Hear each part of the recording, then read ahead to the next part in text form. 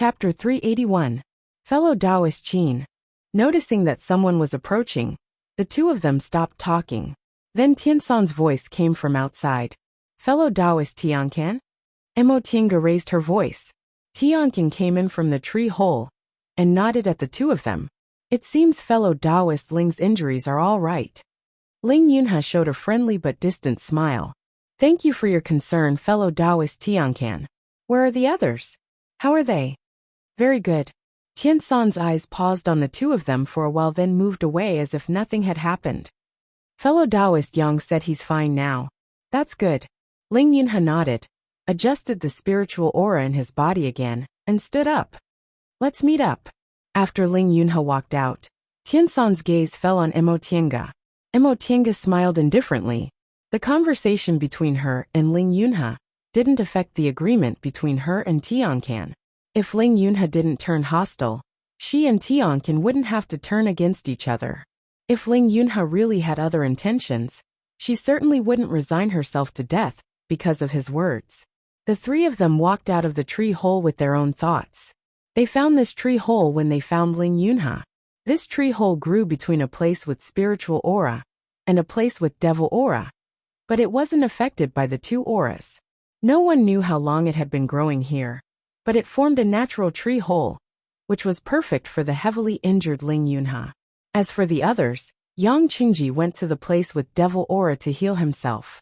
After Ling Yunhe settled down, Ling Yunfei adjusted his breath in a place with spiritual aura nearby. At this thought, Emotinga pondered. She came to see Ling Yunhe like this, but Tianqian followed her closely, and Ling Yunhe was injured. Wasn't Ling Yunfei worried at all? She always felt Ling Yunhe trusted Ling Yunfei too much. He trusted him so much that he treated him like his own limbs. Not only did he not doubt him, but he also didn't seem to want to win him over. Emotinga hoped his trust would be reciprocated.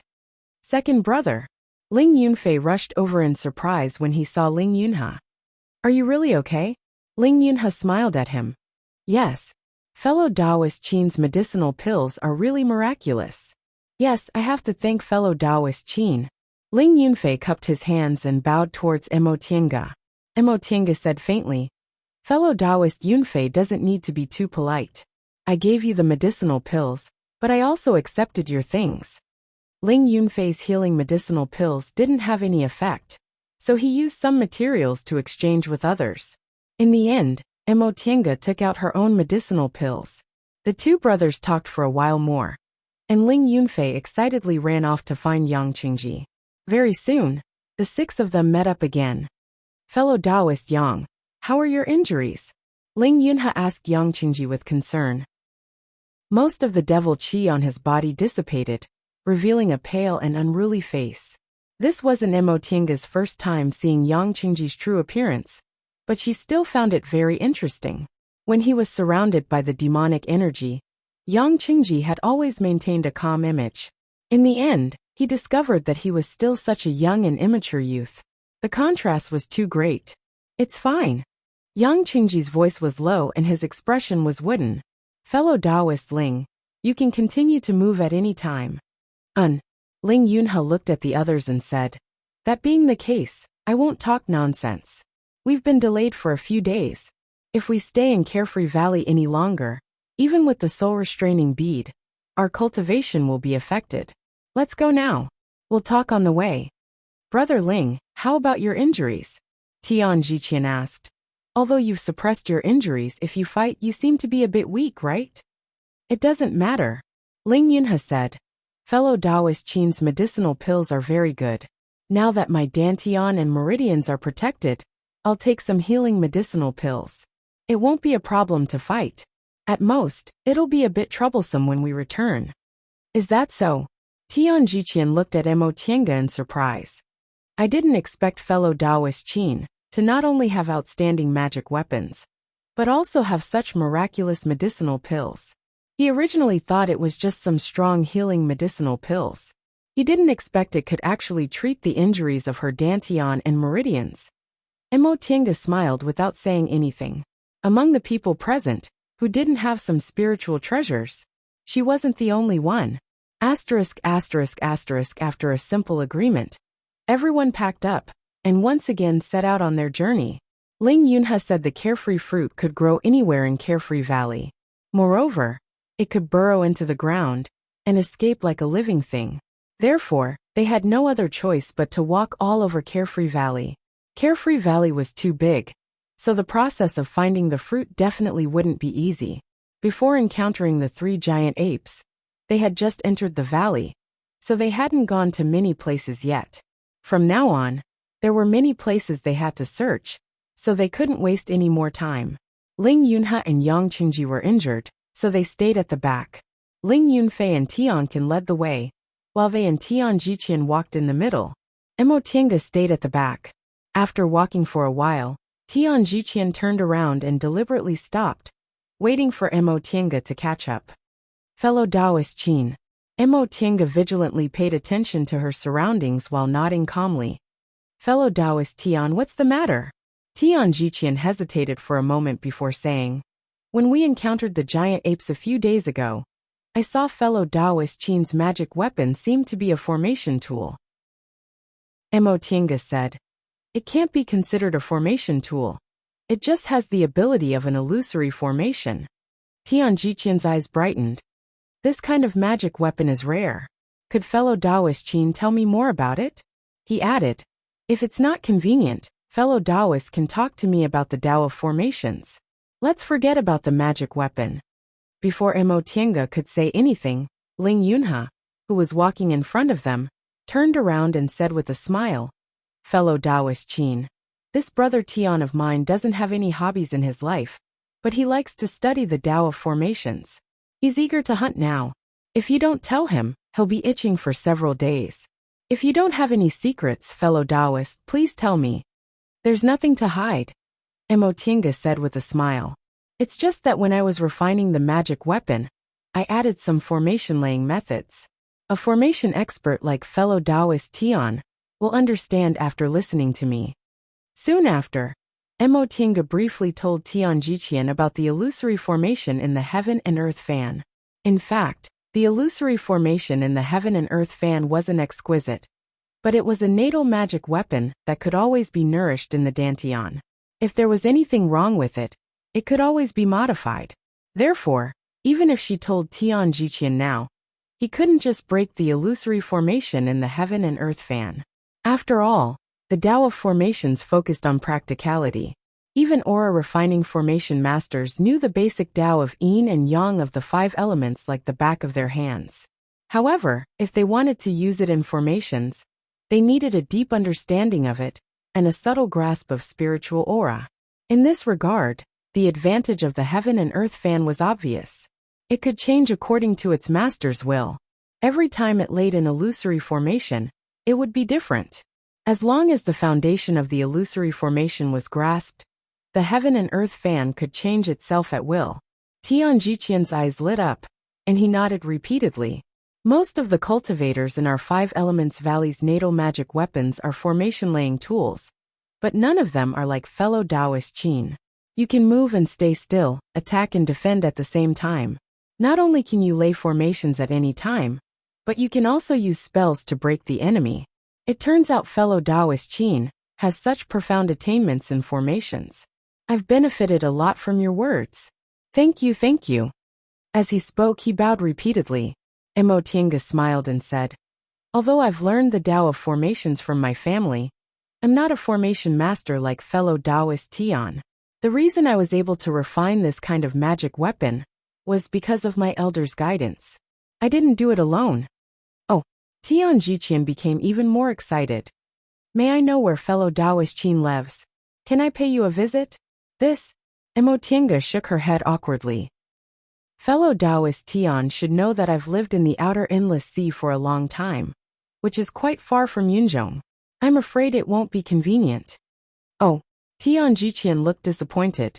Brother Tian, Ling Yunhe turned around and said with a smile, if worst comes to worst, we'll invite fellow Taoist Qin to stay in our Ling clan for a while after this is done. You two can exchange more about the Tao of formations. You're right. Tian Jiqian became happy again.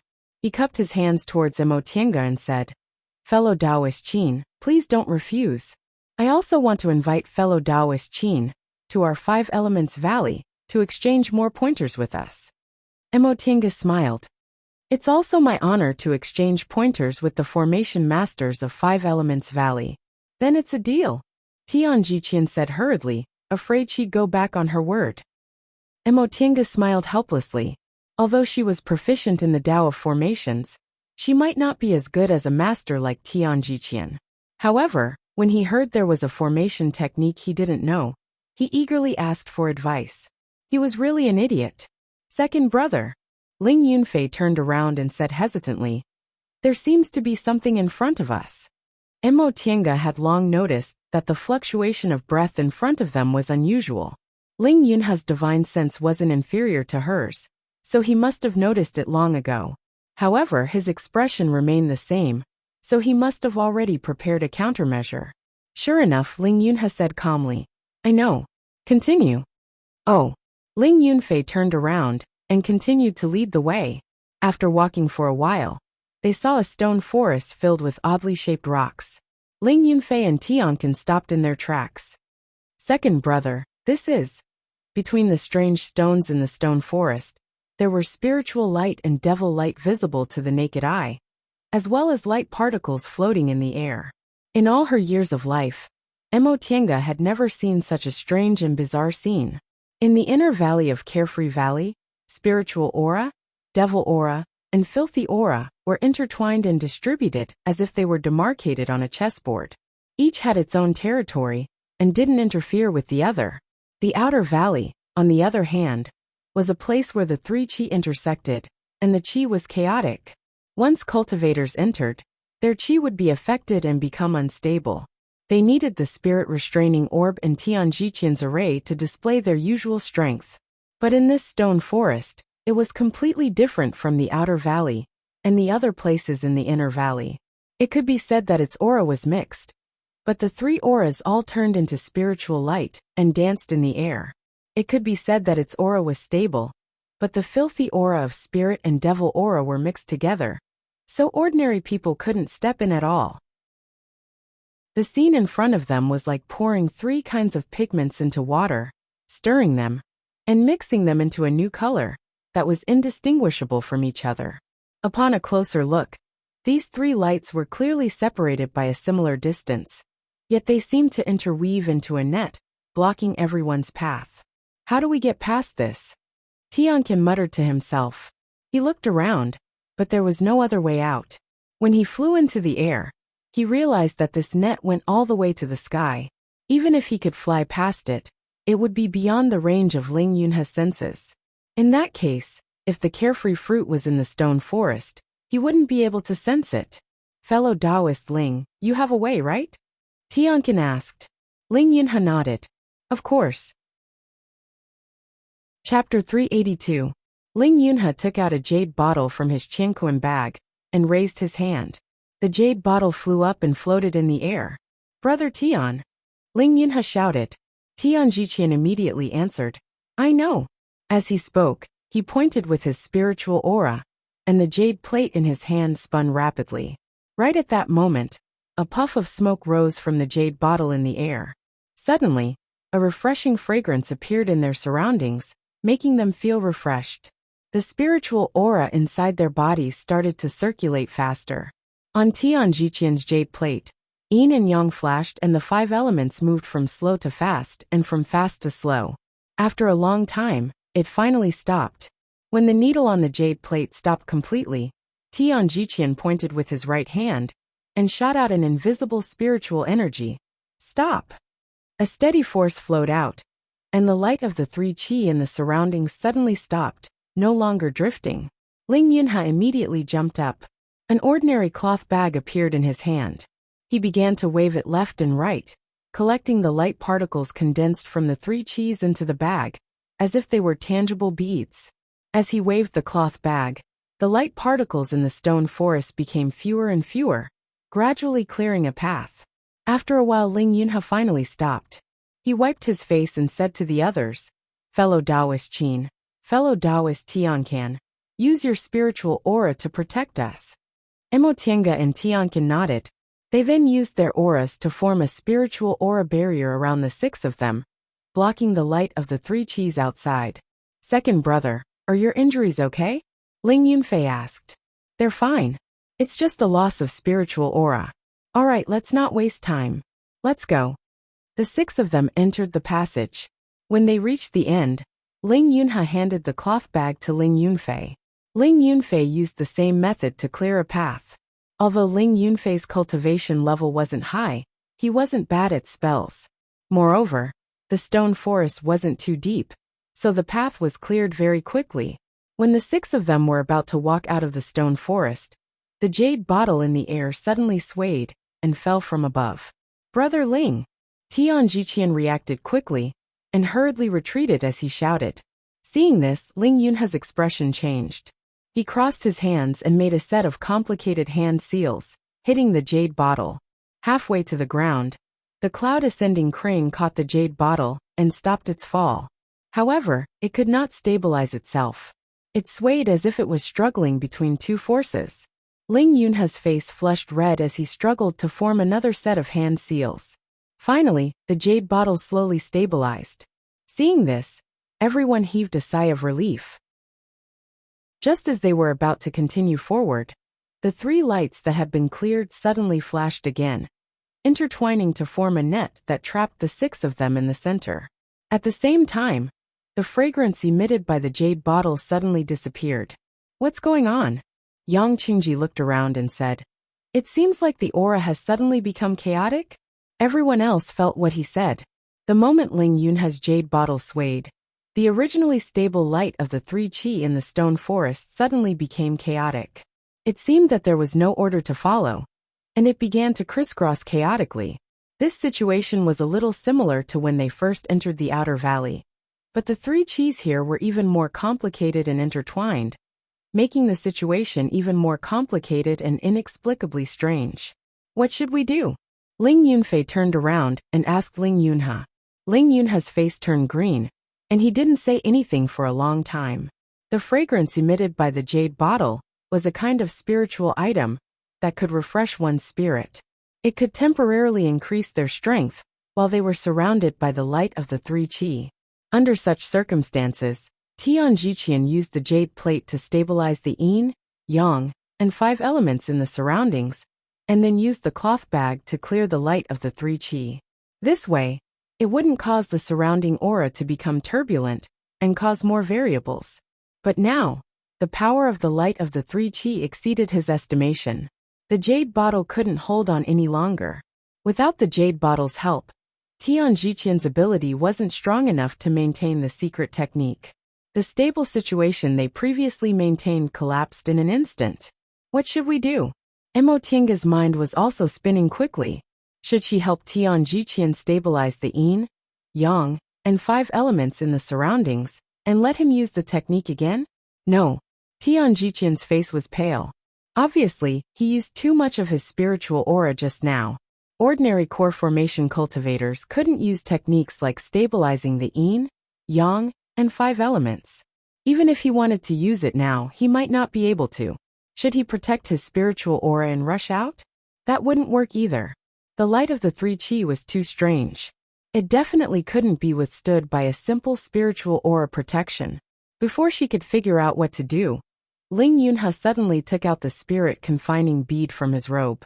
He touched the space between his eyebrows, forcing out a drop of blood essence, and smearing it on the spirit confining bead. In an instant, the bead shone brightly and flew into the air. When the spirit confining bead's light and the light of the three qi collided, a low buzzing sound rang out. Everyone felt their minds go into a trance, and the surrounding aura changed again. The spirit confining bead's light carried a formidable power, wanting to subdue the light of the three qi. The light of the three qi was unwilling to be subdued, and resisted with all its strength. The two forces were both very powerful, and began to compete with each other. Comparatively speaking, the momentum of the spirit confining bead was a bit stronger. Since this bead was Ling clan's heirloom, it wasn't easily revealed in front of others, so it naturally had its own peculiarities. Just now Ling Yunha fed it blood essence, so its momentum was even more astonishing. However, although the momentum of the light of the three qi was inferior, They were connected and supported each other, while the spirit confining bead was isolated and helpless. As time went by, the light of the spirit confining bead became weaker and weaker, while the light of the three qi became brighter and brighter. No! Ling Yunfei shouted. Second brother, this won't do. The spirit confining bead's power isn't enough. How could Ling Yunha not know? The spirit confining bead could control the chaotic spiritual energy around it, but it couldn't sort it out. It could only subdue it. However, to subdue it required a much more powerful force. If it wasn't enough, then it could only be destroyed. However, he couldn't think of any other way. He was good at fighting, but not at dealing with this kind of chaotic situation. This was why he specially asked Tian Jiqian to come with him. But now, Tian Jiqian was powerless even though he wanted to. Seeing that the light of the spirit confining bead was getting weaker and weaker, the others knew that they couldn't rely on it anymore. They weren't people who would wait for death without a fight. In an instant, they all used their own techniques. Yang Qingji's ghost face banner unfurled. Demonic energy gathered, forming a line that surrounded the six of them. Tianqin didn't say a word. Suddenly, he punched the ground fiercely, causing dust to fly up, and forming a circle of wind around the six of them. Ling Yunfei threw out a small flag. The small flag grew in the wind, and became as big as a mat, withstanding the pressure from above. Just then there was another buzz. The light of the spirit confining bead suddenly extinguished, and it fell from the sky. Ling Yunha reached out to take it, his face ashen. This spirit confining bead was personally given to him by the Ling family's nascent soul stage ancestors. This represented their trust and expectation towards him. But now, the light of the spirit confining bead was extinguished, and it had lost all its power. Even if it wasn't destroyed, its vitality was greatly damaged. If he could successfully bring the carefree fruit back and obtain the position of sect leader, this price would be worth it. But now, they were surrounded by the light of three qi. They might not even be able to keep their lives. There was no time to think. After the spirit confining bead was extinguished, the other three's defensive methods were met with a strong impact. Luckily, although the three of them looked troubled, they were able to hold on. Ling Yunfei held on with difficulty for a while. With a pale face he shouted, Second brother, we can't. We have to find a way to stabilize our aura, otherwise, they would be like a lone boat on the sea in a storm, torn to pieces by the waves. Ling Yunha didn't say a word, and reached into his spirit beast pouch. The fifth-rank vulture let out an ear-piercing cry and rushed out. Death energy filled the air, blocking the filthy energy that was rushing towards them. Emotienga shook her sleeve, and the Tai Chi 8 trigrams diagram was thrown into the air. With a flash of spiritual light, the scroll slowly unfolded. As the Tai Chi 8 trigrams diagram unfolded, waves of spiritual aura rippled around the scroll. This wave of light slowly spread, and wherever it reached, the aura fluctuations gradually stabilized. Upon seeing this, Ling Yunha was overjoyed. Fellow Taoist Qin, the spirit confining bead's function in breaking restrictions was superior to the Tai Chi 8 trigrams diagram. However, the real use of the Tai Chi 8 trigrams diagram was to sort out spiritual aura and stabilize yin, yang, and the 5 elements. After a while, the spiritual aura and devil aura were sorted out by the Tai Chi 8 trigrams diagram, leaving only the filthy aura drifting around. However, as long as the spiritual aura fluctuations stabilized, this wasn't a difficult thing for the 6 of them. Tian Jiqian swallowed a medicinal pill, then spun the jade plate again, quickly laying an invisible formation. Soon after, Ling Yunha threw out a defensive magic weapon, which formed several lines of defense with the others' defensive magic weapons. With the addition of the vulture's dead aura, the situation finally stabilized. When the 6 of them came out of the stone forest, they all felt exhausted. Ling Yunha and Yang Qingji were injured. Ling Yunfei and Tian Jiqian cleared the 3 auras, and Emotienga and Tianqin used their aura to protect the others. In the end, the 6 of them attacked together, almost using all their trump cards, and their spiritual aura was greatly damaged. However, Emotienga still had it easy.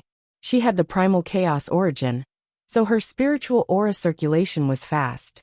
In addition, She had the Tai Chi 8 trigrams diagram in her sleeve, so she was less affected by the 3 auras intertwining. When they came out, the 6 of them were so exhausted that they almost couldn't care less about their appearances. They directly sat on the ground, panting heavily. After a while, Ling Yunfei calmed down and looked back at the stone forest with lingering fear. Fortunately, the fretless fruit isn't here. Otherwise, it would have been troublesome. Ling Yunha had already calmed down and was sitting cross-legged to adjust his breath. When he heard what Emotinga said, he shook his head. It's better here. Although the 3 auras in the stone forest are troublesome, there's always a way to solve them. It's always troublesome to find the fretless fruit, but it'll be easy once we find it. Second brother, Ling Yunfei was dissatisfied. We almost died in there, but you make it sound so easy. Ling Yunha didn't take it seriously and said with a smile, These fellow Taoists aren't ordinary people. They won't die so easily. As he spoke, he glanced at the others one by one, and finally fixed his gaze on Emotinga. Fellow Taoist Qin, I have to thank you this time. Fortunately, you have such a treasure. Emotinga was leaning against a tree to rest. She was the most relaxed among the 6 of them, but she also consumed a lot of spiritual aura. Right now, she swallowed some high-grade restorative panaceas and took several middle-grade spirit stones to replenish her spiritual aura. Upon hearing Ling Yunha's voice, she opened her eyes. Even without my magic weapon, fellow Taoists should have been able to escape safely. Fellow Taoist Ling is too polite. But with this thing, it'll be a lot easier for us. Ling Yunha, who was still staring at her, suddenly asked, Fellow Taoist Qin, where did you get such an amazing spiritual treasure? Chapter 383. Silence. When Ling Yunha asked that question, all 5 people's gazes fell on Emotinga. Some of them were curious, and some were even more vigilant, but no one spoke. Just saying she came from the outer endless sea certainly couldn't dispel their doubts. The cultivators in Yunzhong had a deep-rooted belief that the cultivators in the outer endless sea couldn't compare to those in Yunzhong. Even the continents in the outer endless sea, Yuanzhou and Shaoyang, were the same. But this female cultivator who called herself Qin Wei didn't think so. Her natal magic weapon and spiritual beast were unusual. And now she even had a magic weapon that was almost as good as the soul-restricting bead. Even in Yunzhong, there weren't many cultivators like her. According to her, she had an elder in her family who had profound cultivation levels and many spiritual treasures. How could such a cultivation clan exist in a desolate place like the outer endless sea? It had to be known that clans and sects were always matched with spirit veins. It was impossible for low-grade spirit veins to produce large clans with high-grade cultivators. But high-grade spirit veins would sooner or later become the base of large sects or cultivation clans. The outer endless sea was famous for being desolate. Even if there were spirit veins on the sea, they couldn't compare to those large spirit veins in Yunzhong. So how could such a large clan appear? Under the gazes of the 5 people, Emotinga looked calm and said faintly, I came from the outer endless sea by crossing the sea. After a long time, Ling Yunha moved the corner of his mouth and revealed a smile. The outer endless sea. I never thought there would be a cultivator like fellow Taoist Qin in the outer endless sea. If there's a chance, I must go to fellow Taoist Qin's hometown to take a look. Okay, if we're fated. After Emotinga finished speaking, she glanced at her temporary companions with a warning look. She gently tapped the heaven and earth fan in her hand, smiled, and closed her eyes to adjust her breath. She was warning some people not to attack her easily, or they would have to pay the price. Among the 6 people, her spiritual aura consumption was the lowest. Moreover, in Carefree Valley where the aura was chaotic, the treasures she had were more suitable for survival than theirs. After a short adjustment, the 6 people gathered again. What should we do now? Ling Yunfei was the first to lose his patience. He looked at Ling Yunha and asked, Should we continue? Of course, fellow cultivator Ling. Yang Qingji interrupted Ling Yunha before he could finish his sentence. He said coldly, I don't agree to continue. We are either injured or our cultivations are damaged. If we continue like this, we will all die here. I agree, Tiankin said coldly. Fellow cultivator Ling, I don't care about the others. I did accept your gift to do my job, but the gift you gave me is not worth my life. While they were talking, Ling Yunhe listened with a smile on his face. When Tianqin finished, he looked at Mo Tiange and asked, "What about fellow Taoist Qin?" Mo Tiange tapped the heaven and earth fan lightly and said faintly, "What fellow Taoist Yang and fellow Taoist Tianqin said isn't unreasonable." "So, all three fellow Taoists feel that it's inappropriate to continue?" Mo Tiange and the others didn't answer, but their expressions already showed their attitude. The higher one's cultivation level was, the more they cherished their lives. It wasn't easy to cultivate to the core formation realm, and it was even more difficult for them to be as successful as they were. Moreover, they were between 100 and 300 years old, which was too young for core formation cultivators. How could they be willing to lose their lives here? Tian Jiqian hesitated for a moment before he also said, "Brother Ling, I also think that right now we're all injured and weak. If we continue to search, it'll be very difficult to find any results." Ling Yunfei looked at the others and finally said, "Second brother, I'll listen to you." Ling Yunhe nodded and said with a smile, "Fellow Taoists, you're too impatient. I didn't say we should continue right now." Everyone was startled by his words. Ling Yunhe sighed and said, "Before I left, I promised that I would put everyone's lives first. Besides, your concerns are very reasonable. Fellow Taoist Yang and I are injured, and the other fellow Taoists have used too much spiritual power. If we continue, I'm afraid we'll die here before we find the worryless fruit. I came here to find the worryless fruit and take back the position of sect leader. I don't want to die here for nothing." Ling Yunhe's attitude made everyone sigh in relief. If he insisted, it would be difficult to deal with them. Even if they split up, it would be very difficult for them to leave the worryless valley safely. This worryless valley was too strange. Yang Qingji softened his tone and asked, "Then what does fellow Taoist Ling think we should do next?" "Naturally, we'll continue after we rest and reorganize," Ling Yunhe said. "We lost too much just now, so we need to recover our strength first.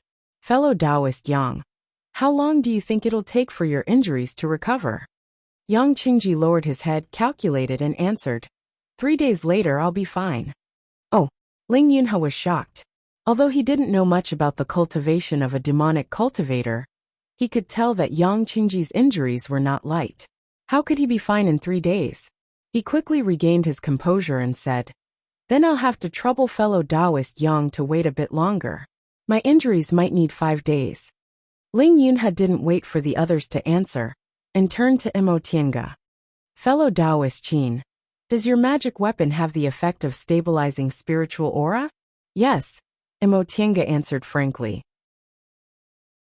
In any case, she had already used the Tai Chi 8 diagrams, so she didn't need to hide it. Ling Yunhe said, "My soul restraining bead is too damaged and can't be used for the time being. Can I borrow your magic weapon?" Mo Tiange smiled. "Rest assured, fellow Taoist Ling. During this time, I'll use the Tai Chi 8 diagrams and cooperate with fellow Taoist Tian to ensure that you won't be affected by the chaotic aura in the worryless valley, and that you'll be able to exert your strength." "Good. I'm grateful for fellow Taoist Qin's help." Ling Yunhe expressed his gratitude and said to the others, "With fellow Taoist Qin's magic weapon and brother Tian's attainments and formations, it shouldn't be a problem for us to stay in the valley for a few days. During these days, fellow Taoist Yang and I will heal our injuries while the others can rest. We'll continue after we've recovered our strength. What do you think?" "I have no objection." Yang Qingji was the first to agree. He then nodded at the others and said, "I'm going to find a place to heal my injuries. If there's anything else, you can look for me." After Yang Qingji left, Tianqin also stood up. "That being the case, I'll also go rest. I used too much spiritual aura just now." After the two of them left, Ling Yunhe looked at Mo Tiange helplessly. "Fellow Taoist Qin, then you." "I'll also go rest." Mo Tiange nodded at the three of them, then found a place in Tian Jiqian's defensive formation. After casting a spell on the Tai Chi 8 diagrams, she also closed her eyes and began to meditate. Seeing the three of them recuperating and meditating, Ling Yunhe, Tian Jiqian, and Tian Jiqian sat in silence for a while. Tian Jiqian asked, "Brother Ling, are they really reliable?" Ling Yunhe's gaze moved back and forth between Yang Qingji, Tian Can and Mo Tiange. In the end, he shook his head. "I don't know, second brother." Ling Yunfei raised his head and looked at him with a puzzled expression. "I don't understand. Why did you look for outsiders? Don't tell me there aren't many people you can trust in our Ling clan and the entire Juyan sect?" Ling Yunhe was speechless for a long time when he saw Ling Yunfei's puzzled expression. Then he called out again, "Second brother, I know you've always been smarter than me, but you shouldn't always keep things to yourself. I really want to know what you're thinking." "I'm sorry, Yunfei." Ling Yunhe was stunned by Ling Yunfei's distressed expression. He then apologized. "I wasn't thoughtful enough. I thought these things weren't important to you." "Then tell me," Ling Yunfei said. "Second brother, I hope I can help you. I don't want to be kept in the dark." Ling Yunhe was silent for a long time, before he slowly nodded. "All right." He rubbed the space between his eyebrows and thought for a while before he said, "The Juyan sect's sect head selection has always been a power struggle between the sect and the clan. Every 100 years, during the sect head selection, there's always some internal strife, and even some elite cultivators we've trained with great difficulty are lost. The Grand Elders obviously know about these things. But why has the sect head selection continued and never been abolished?" "Why?" Ling Yunfei asked. "I've thought about this before, but I don't understand." "Because," Ling Yunhe sighed and said, "because our Juyan sect is too big. It's so big that we have no rivals in the entire Yunzhong. It's so big that there are many factions, forming cliques for personal gain. We've lost the indifferent heart of a cultivator. Under these circumstances, if there's no internal strife to exhaust their energy and clear up the grievances between them, then in the end, as the conflicts accumulate, the Juyan sect will be like a long embankment that's long been eaten away by termites. It will collapse in one day and be completely destroyed." As Ling Yunhe spoke, Ling Yunfei's face became paler and paler. In the end, it almost turned into shock. Our Juyan sect has already reached such a stage. Even Tian Jiqian frowned. It can't be. He was a cultivator from the Five Elements Valley. Although the Five Elements Valley was considered a large sect in the country of Eastern Tang, it wasn't at the level of the Juyan sect. Its nature was also different from the Juyan sect. There wasn't such a complicated situation. "I also hope that's not the case." Ling Yunhe smiled bitterly. "But this matter isn't considered a secret in the entire Yunzhong. Brother Tian, the few Grand Supreme Elders of your Five Elements Valley are also well aware of this." "Is that so?" Tian Jiqian muttered in disbelief. "The ancestors of our Juyan sect have produced many talented people. This situation has long been discovered by them. That's why there's this sect leader selection. Those who are defeated in the sect struggle have a chance to restart every 100 years. This way, although there are conflicts between the various factions of the sect, they can be controlled to a certain extent." Ling Yunfei was silent for a while, then asked, "What does this have to do with you choosing to travel with an outsider, second brother?" Ling Yunhe smiled. At this moment, there was a hint of bitterness in his smile.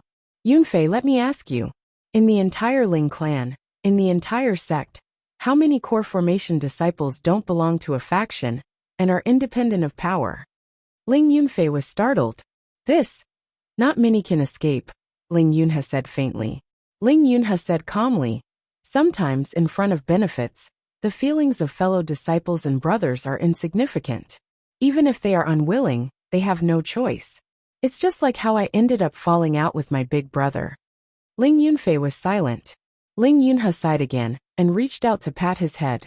Ever since he grew up, he hadn't patted his younger brother's head for many years.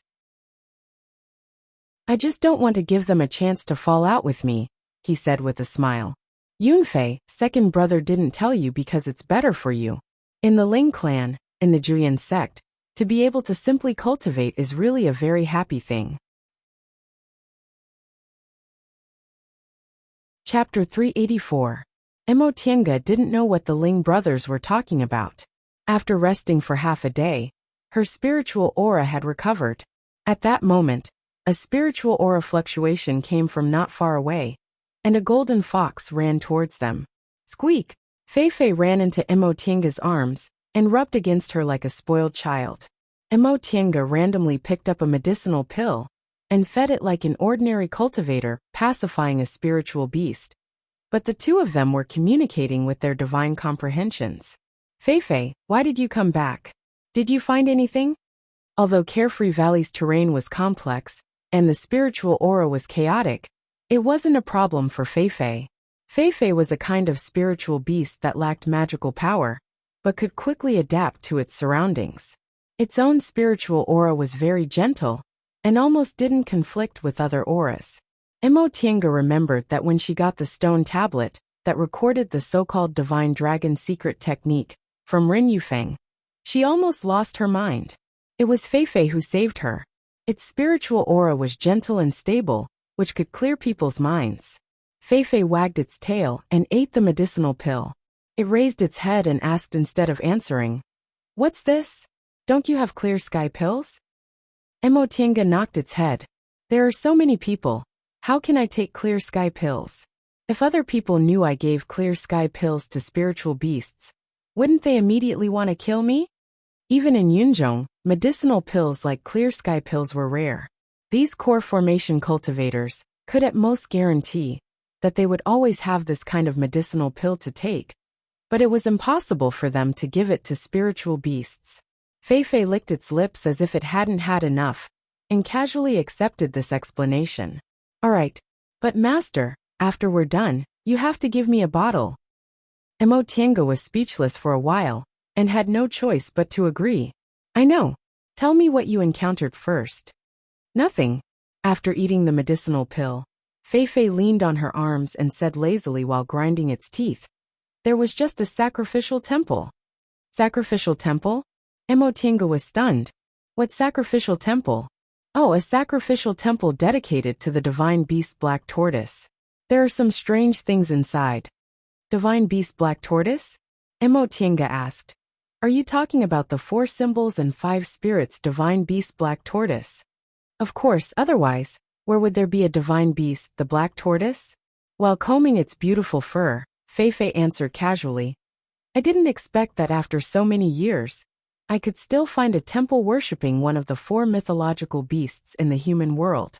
Well, it looks very old. It should be something from millions of years ago." Several million years ago. Could it be that the god realm had just been established, and the demon and spirit realms had yet to be separated into the primordial era? Emo Tianga suddenly recalled her experience many years ago. She once found a divine dragon sacrificial temple in the northernmost glacier in the celestial pole, at the bottom of the northernmost sea. Looking at the murals inside, they were indeed something from several million years ago. Could it be that there was some connection between the two? Where is this shrine? Well, this is really hard to say. Feifei finished combing its golden fur and began to examine its claws. "It was stone who brought me there. About to the west, there is a waterfall. At the bottom of the waterfall, there is a vortex formed by the 3 energies." Feifei didn't have a very clear idea of directions. This was related to the fact that it could always find a guide. Besides, it was originally lazy and didn't want to remember these things. "Don't look at me like that." Feifei lazily leaned on her chest and rolled around.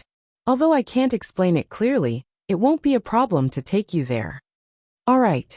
Emo Tianga was already very satisfied that it could say that. After thinking for a moment, she asked, "Did you go into that sacrificial temple? What's the situation? What's inside?" "A sacrificial temple is a sacrificial temple. What's the situation?" "Feifei." All right. Feifei raised its claws in surrender.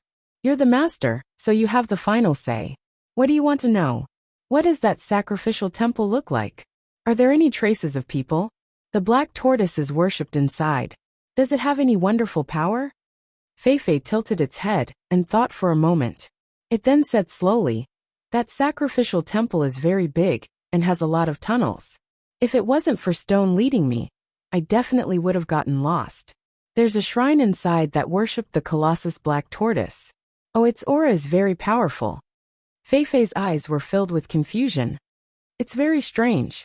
The sacrificial temple from millions of years ago actually retains the aura of such a powerful divine beast and hasn't dissipated. Black Tortoise's aura? Emotinga asked tentatively. Right. It's indeed the Black Tortoise's aura. Feifei wagged its tail and smacked its lips pitifully. Why isn't it the white tiger? What's wrong with the white tiger? Emotinga didn't understand. What's the difference between the white tiger and the black tortoise? Stupid. Feifei rolled its eyes at her. The 4 symbols and 5 spirits all have their own 5 elements. The black tortoise's attribute is water, and the white tiger's attribute is metal. If it's the white tiger's, since I'm the descendant of a divine beast, I can absorb the white tiger's aura to enhance my strength. What do you mean? You don't believe me? No. You can continue. Feifei thought for a moment and said, the black tortoise's aura is very powerful. The demonic beasts left in Carefree Valley are really strange. They can actually retain 3 auras at the same time. It has a lot to do with this black tortoise sacrificial temple. What do they have to do with it? Well, Feifei thought for a while and said, let's put it this way. The reason they can survive in such a strange environment is because of the black tortoise's aura. After I came into contact with the demonic beasts here, I found they all have a weak black tortoise's aura. Emotinga didn't speak for a long time. Feifei blinked and asked, Master, what are you thinking about? Wait. Emotinga felt she seemed to have grasped a key point. The northernmost sea, the divine dragon sacrificial temple, the divine dragon's aura, the divine dragon monument, Carefree Valley in the clouds, the black tortoise sacrificial temple, the black tortoise's aura, the demonic beasts that survived with the help of the black tortoise's aura. There must be some kind of connection between these 2 sacrificial temples. According to Feifei's description, the existence of this black tortoise sacrificial temple was very similar to the divine dragon sacrificial temple she saw before. They both had strong divine beast auras and main halls for worship. Are there any remains of the divine beast black tortoise in this sacrificial temple? Emotinga asked. Feifei thought for a while then shook her head. I don't know. I've never seen it before.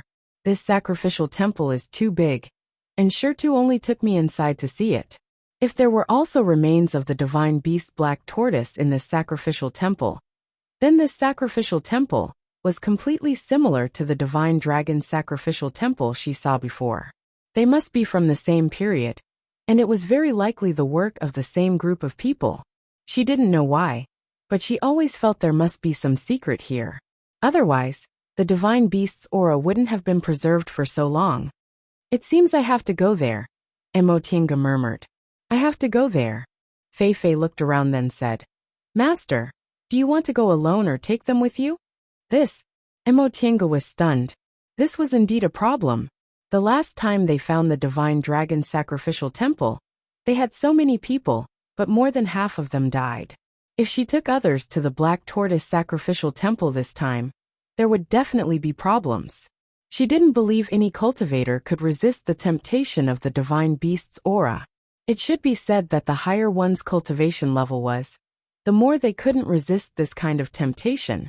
This time, her companions were all very strong, so she wasn't sure she could win. But if she didn't take them with her, how could she go to the sacrificial temple? This trip was invited by Ling Yunha. The reason why there were 6 people was because they needed to work together to ensure their safety in Carefree Valley. If she left these people, even if she had so many spiritual treasures and the help of 3 5th-rank spiritual beasts, she didn't think she could leave safely. If it doesn't work, I can only wait and see. After thinking for a long time, Emotinga still didn't think there was a perfect plan. She wasn't an impulsive person. Since she couldn't guarantee her safety, she might as well come back later. Whatever. In any case, it's not White Tiger, so it has nothing to do with me. Feifei yawned then lazily leaned on her chest, found a comfortable position, and went to sleep, leaving Emotinga alone to continue thinking. 5 days passed in a flash. Sure enough, Yang Qingji finished healing on the 3rd day and came back to meet them. As for Ling Yunha, he also recovered his spirit on the 5th day. Emotinga guessed their injuries weren't completely healed.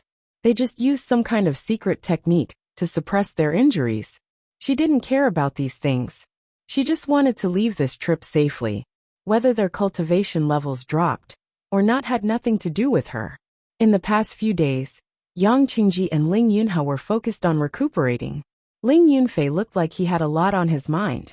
Tianqin was lazy, as if he didn't want to bother with anything.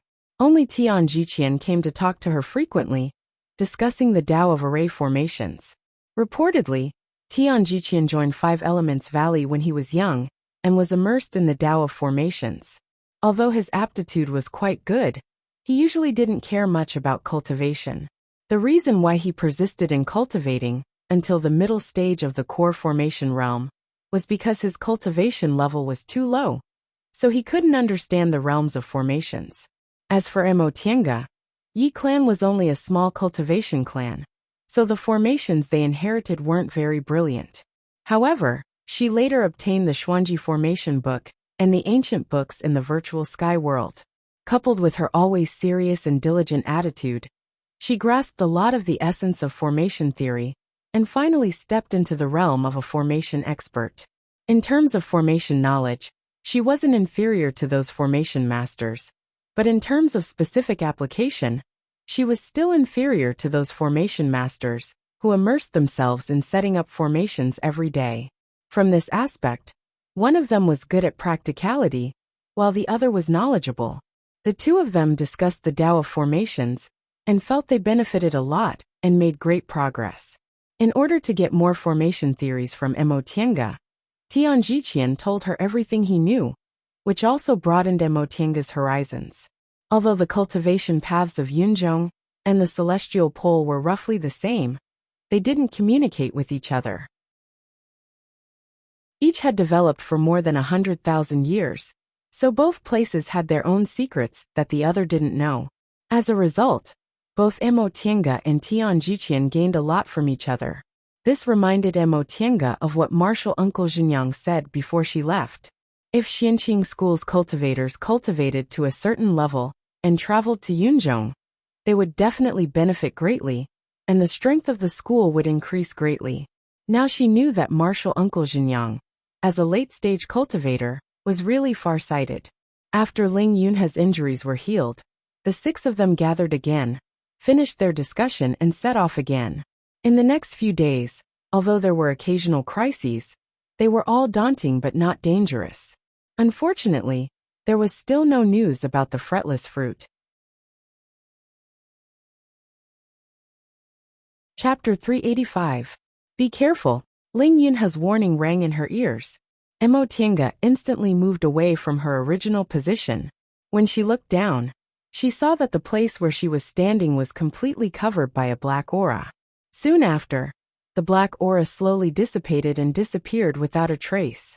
This was the 10th day since they entered Carefree Valley. They had already searched more than half of the inner valley. Half a day ago, Ling Yunhe finally sensed the location of the Carefree fruit, and they were now heading towards their destination. Right now, they were in a strange black aura swamp. It was gloomy, with countless black liquids and gases floating around. Even core formation cultivators like them didn't know what they were. They only knew they were poisonous. Originally, they thought this swamp was too dangerous and wanted to find another way. However, the place Ling Yunhe finally sensed was in the depths of this swamp. With no other choice, they could only brace themselves and enter the swamp. This swamp was very strange. They couldn't fly here, and all their flying magic weapons were useless. They couldn't even fly in the air. Unfortunately, there was also a kind of monster living in this swamp. It was as big as an otter, and its body was covered with extremely hard black scales. It could move freely in the swamp, and if its attack missed, it would immediately turn into black aura and flee, giving them a huge headache. In terms of strength, outstanding core formation cultivators like them wouldn't be afraid of these monsters at all. However, these monsters were too cunning. In this swamp, their hands and feet were tied, so they could only be careful and vigilant at all times. Yang Qingji frowned, feeling very depressed. I really want to dig 3 feet into the ground and tear this strange thing into pieces. Mo Tiange smiled bitterly. Wasn't this also what the others were thinking? These people weren't afraid of fights of magical power or fighting each other, but they really hated this kind of situation where they couldn't hit or kill, and were constantly being harassed. In this kind of situation, their attention was often diverted, and in the long run, they would become less vigilant. Yesterday, Ling Yunfei had almost fallen into a trap. Fortunately, Ling Yunha had released his spirit beast, the vulture, to guard the surroundings, which saved Ling Yunfei's life in time. However, his spirit beast was also injured, so he could only put it back into the spirit beast pouch to rest. There was also Tian Can. In a moment of carelessness, he threw a punch at the monster, but he was entangled by the black gas, and almost lost one of his hands. The black water in the swamp was unknown, but it was extremely corrosive. If one was splashed by it, and didn't deal with it in time, they would be corroded. This was also the reason why they were so restricted, and had to be careful even when using magic treasures. As they used the soaring cloud crane to sense the location of the fretless fruit, they carefully crossed the swamp with their heads lowered. The group walked at an extremely slow pace. The most leisurely person was Tian Jiqian.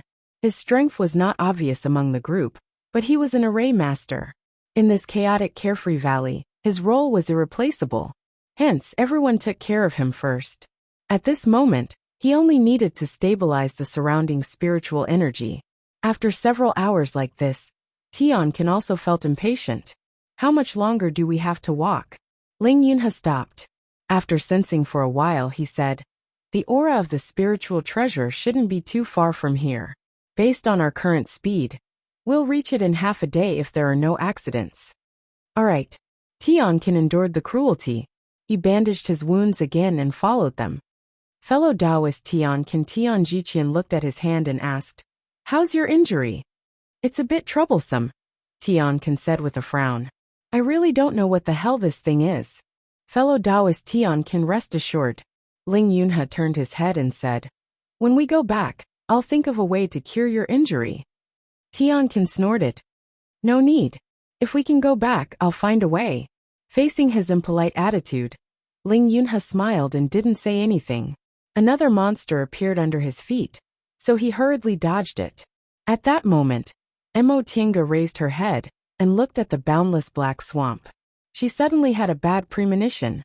Corrosive black aura, elusive monsters, and the fretless fruit. Why did she feel that this combination was very strange? Wasn't the fretless fruit a spiritual object? Why would it hide in such a gloomy place like the black swamp? Wasn't it afraid of being corroded? She carefully scanned her companions, feeling a bit uneasy. Ling Yunha led the way seriously. Tian Jiqian looked at the jade plate in his hand from time to time, and muttered something. Tian Can and Yang Qingji frowned. Ling Yunfei lowered his head and walked cautiously. They all looked normal. "Feifei, are there really spiritual objects around here?" She used her divine comprehension to ask Feifei, who was hiding inside the spiritual beast bag. After a while, Feifei yawned and asked vaguely, "What? Are you sleeping?" Feifei yawned again. "Why not? It's so boring inside the spiritual beast bag. It's so dark, and I can't do anything except cultivate. Why don't you come in and try?" Mo Tiange was also very curious. Why couldn't humans enter the spiritual beast bag? In essence, there was no difference between spiritual beasts and humans. What's going on? After letting her imagination run wild for a while, she heard Feifei's impatient voice. Mo Tiange regained her train of thought and repeated her question. "Are there spiritual objects around here?" Feifei was silent for a while. Mo Tiange didn't know whether it was sensing something or not. After a long time it uttered an "ha" and said, "Strange. There really are spiritual objects in this kind of place." "Are you sure?" Mo Tiange asked. "Yes," Feifei said with certainty. "I can feel that there's an amazing aura of spiritual treasures around here. But there should be a guardian demonic beast around it. Generally speaking, in the vicinity of a spiritual connection treasure, there would be a guardian spirit of the same rank." Mo Tiange finally believed Ling Yunha's words after Feifei said that. She thought for a while then asked, "What kind of demonic beast is it? What rank is it?" "I don't know," Feifei said. "This demonic beast isn't a spiritual beast. Its aura is the same as the aura here. The aura here? Could it be the black aura? This was too strange. The reason why guardian spirits would guard something was because that thing had great benefits for them. For example, eating it might increase their cultivation level and so on. But the fretless fruit was a spiritual object. What benefits would the creature in the black aura swamp get if it ate it? Or was it just a coincidence? After walking patiently for a long time, everyone except the Lingyan also sensed the aura. It was the aura of spiritual treasures, a very rich aura of spiritual treasures. It was only now that Emotienga was sure it must be the fretless fruit. Sensing the aura, the 6 of them suddenly sped up. Sometimes people were like this. Although they knew that their goal was right in front of them, they would walk weakly when they couldn't feel it. However, when the goal was clearly within their range of perception, their hidden strength would be stimulated. A cyan light began to appear in the dark sky. At first, this cyan light was scattered in the air, but as they moved forward, the light became brighter and brighter. It's right in front of us. The Lingyan sped up. As they got closer and closer, an astonishing tree gradually appeared in their field of vision. This tree was very tall, at least several hundred feet tall. Its whole body was a strong cyan color, and it carried a strong smell of vitality. It had a sturdy tree trunk that stood perfectly straight, as well as wide leaves that opened and closed, with distinct veins. It stood there quietly, rooted deep in the ground, as if it had stood there for thousands of years. At the top of the tree, there was a green fruit, surrounded by leaves, lying quietly at the top of the tree. Fretless fruit, the Lingyan murmured, walking forward involuntarily. Fellow Taoist Ling, Emotienga shouted. But before Lingyan could step on the emerald green grass in front of the fretless tree, a black light suddenly sprang up from the swamp next to him and enveloped him. The Lingyan's reaction was fast, and he instantly dodged it. Even so, his body was splashed with a lot of black water. Ah! He let out a short cry and shook his hand. Second brother. Lingyan ran forward and saw that the left side of the Lingyan's body was splashed with black water. His Taoist robe was sizzling and smoking, quickly becoming scorched. Brother Ling. Tian Jiqian immediately touched his Qingquan bag and sprinkled some medicinal powder on it. The Lingyan took a deep breath. Tian Jiqian's medicinal powder wasn't very effective, but it managed to temporarily stop the black water from corroding his body. Hiss! The thing that attacked Lingyan made a soft sound, and its black eyes stared deeply at the 6 of them. The thing in front of her was very long, about 30 feet long, and covered in black scales. It looked a bit like a snake, but it had feet, a tail, and a thick body. After pausing for a moment, the thing darted out again like lightning. Yang Qingji, who was standing in the front, snorted coldly. He shook his arm, and with a flash of black light, the ghost face banner appeared in his hand. He unfolded the banner, and a mass of devil aura rushed out. The devil aura collided with the huge snake with feet. The huge snake trembled, but it didn't retreat. It still moved forward. Yang Qingji was stunned, but he waved the ghost face banner again. This time, the ghost face suddenly left the banner, opened its mouth, and bit the huge snake. Puff! The huge snake was bitten, but at the same time, the ghost's face seemed to be corroded by the black water, and it made a sizzling sound. Oomph! Tianqian snorted coldly and rushed forward with his claws. He was a martial cultivator, so he was very agile. Just now, one of his hands was almost corroded by the black water, so he was very angry. Now he vented his anger on the huge snake. He almost turned into a shadow, jumping around on the huge snake's body, and his claws pierced the snake's body every time. However, the snake's scales were made of unknown materials, and they were extremely hard. Although Tiansan's claws pierced the snake every time, he didn't really hurt it. Looking at the huge snake, Emotinga knew it was most likely the guardian spirit Feifei talked about, but she felt strange. The guardian spirit's level was usually similar to the spiritual object it guarded. The more precious the spiritual object was, the more powerful the spiritual beast guarding it would be. However, this huge snake couldn't be the guardian spirit of the worryless tree. She couldn't tell how old the worryless tree was, but judging from the spiritual aura it emitted, She knew it could be regarded as a spiritual treasure. Although this huge snake was powerful, its momentum didn't surpass the 7th rank. Otherwise, they wouldn't have ignored it. How could a spiritual treasure with a spiritual treasure only be in the 7th rank? It was absolutely impossible. Chapter 386. Yang Qingji and Tianqin entangled the huge snake. Soon after, Emotienga and Ling Yunfei also made their moves. With the 4 of them working together, the huge snake was soon at a disadvantage. It shook its scales and black water splashed everywhere. The 4 of them didn't dare to be careless and hastily retreated. The black water was too powerful. It could actually corrode cultivators' bodies. They couldn't find a way to restrain it, and could only retreat. The huge snake suffered a loss just now, and knew how powerful the 4 of them were. It stared at them with its black eyes, and didn't continue to attack or retreat. The 6 of them, and the snake faced each other. Neither side dared to move recklessly. Suddenly, the huge snake blinked and dashed to the left. On its left was the carefree fruit tree. Careful!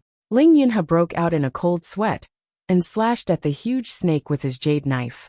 However, in the next moment, the carefree tree's green branches moved and lashed at the huge snake.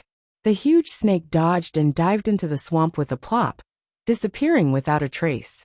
After waiting for a while, the huge snake didn't appear. Their divine senses sensed that it dived deeper and deeper until it disappeared. The 6 of them finally heaved sighs of relief. "What's that?" Ling Yunfei asked while panting. "Why did it stop us from picking the carefree fruit?" Emotienga was also confused. Generally speaking, the relationship between a spiritual treasure and its guardian spirit was relatively close. Although the guardian spirit might eat the spiritual treasure, compared to an outsider, the spiritual treasure would choose the guardian spirit that had protected it for many years. However, the actions of the huge snake and the carefree tree were not like that. Under the threat of the 4 of them, the huge snake scuttled toward the carefree tree.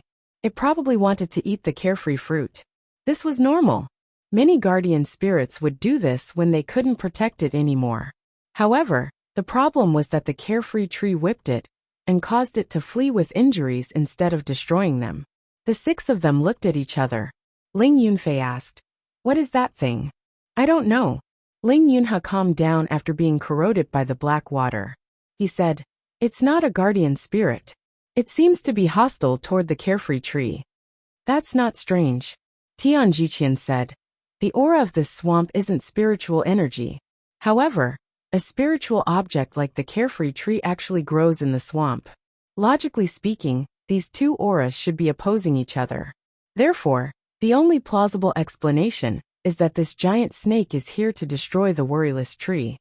Yang Qingji looked at the surrounding swamp, and then at the carefree tree. He frowned and said, "Since they are on opposite sides, why is this carefree tree growing in the swamp?" No one could answer this question.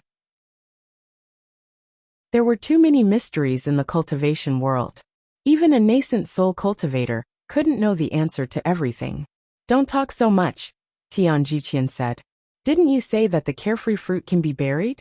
If we don't pick it now, what if it runs away?" His words were like a wake-up call. Ling Yunha said, "Brother Tian is right, let's move quickly." During this period of time, Ling Yunha had already taken some pills and temporarily stopped his injuries.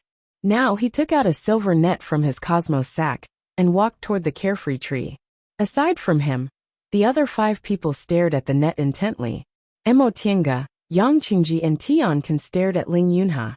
They had always heard that the carefree fruit was a spiritual connecting treasure, but they didn't know how it was spiritual connecting.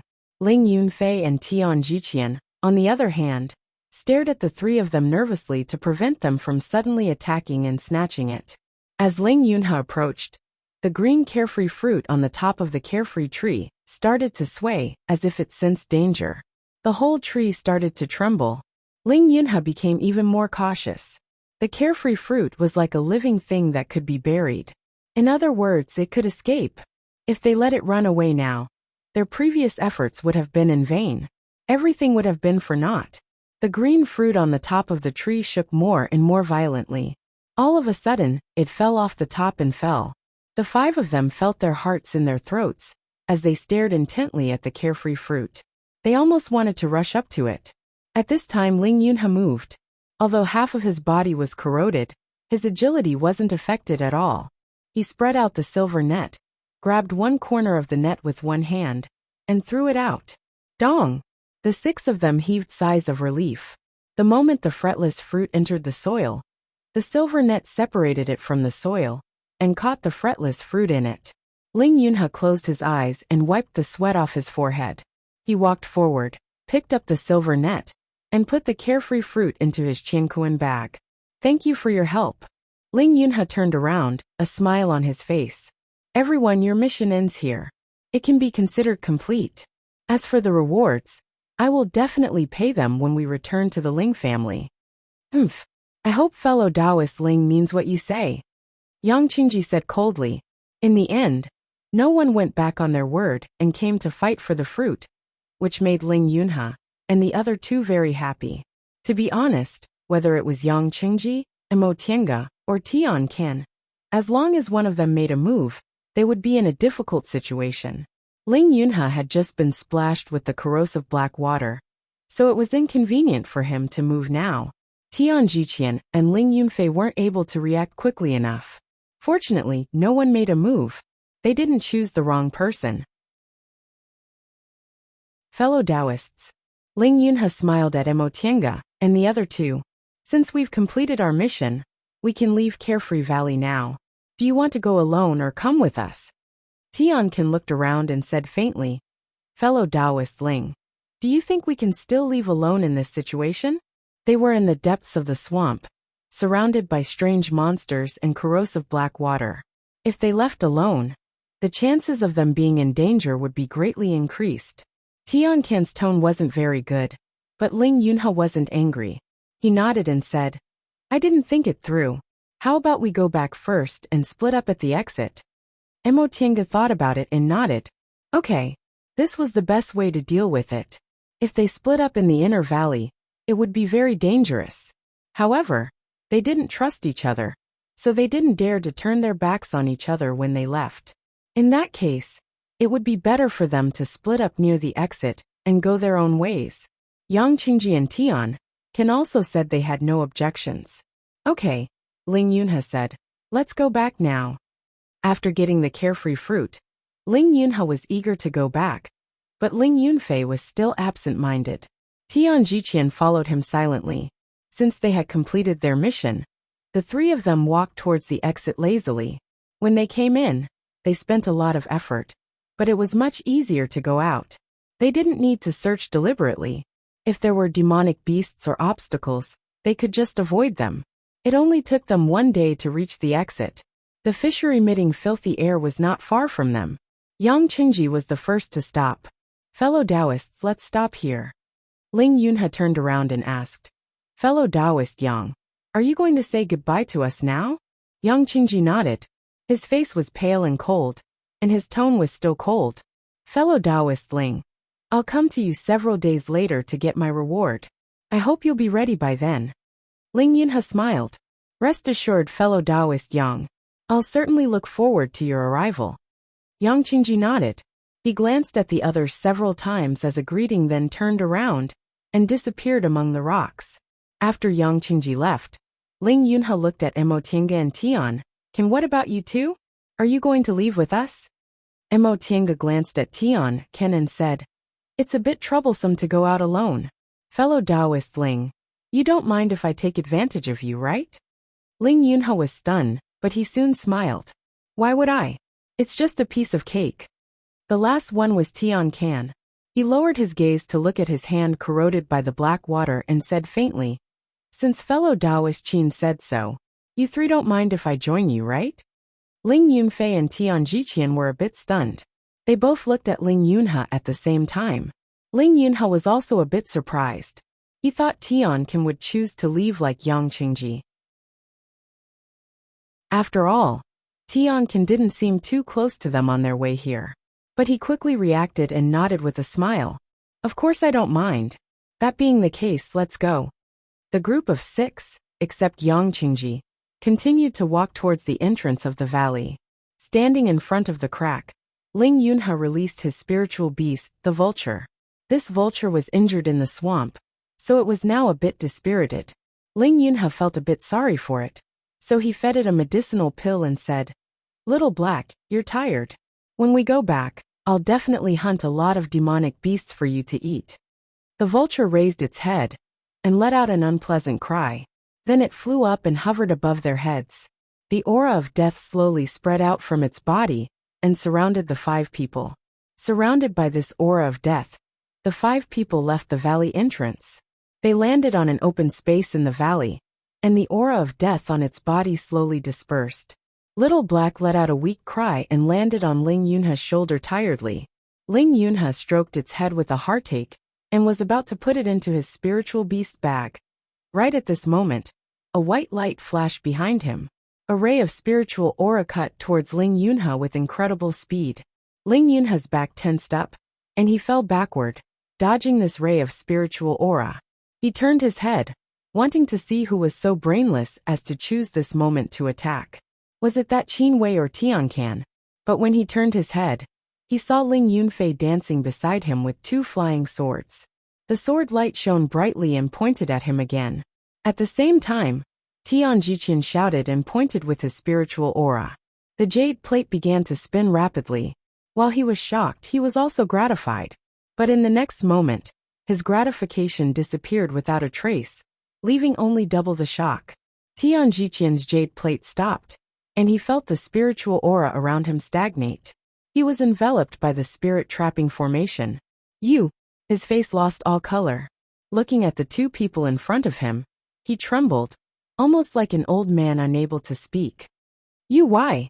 Ling Yunfei's face, which had always been not calm, revealed a sharp expression as he stared at him. Tian Jiqian, on the other hand, lowered his eyes and stood expressionlessly in front of him. Chapter 387. Why?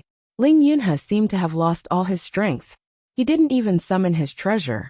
He stared blankly at the 2 people in front of him. Yunfei, brother Tian, why? Second brother, didn't you say it before? Ling Yunfei stared at him. His gaze was steady and unwavering. In the face of profit, the feelings of fellow disciples and brothers are insignificant. Even if I'm not willing, I have no choice. Ling Yunhe stared at him without blinking. He said softly, "Then are you willing?" Ling Yunfei's silence answered him. Ling Yunhe sighed deeply. He hadn't been happy these days. But today, he felt despair for the first time.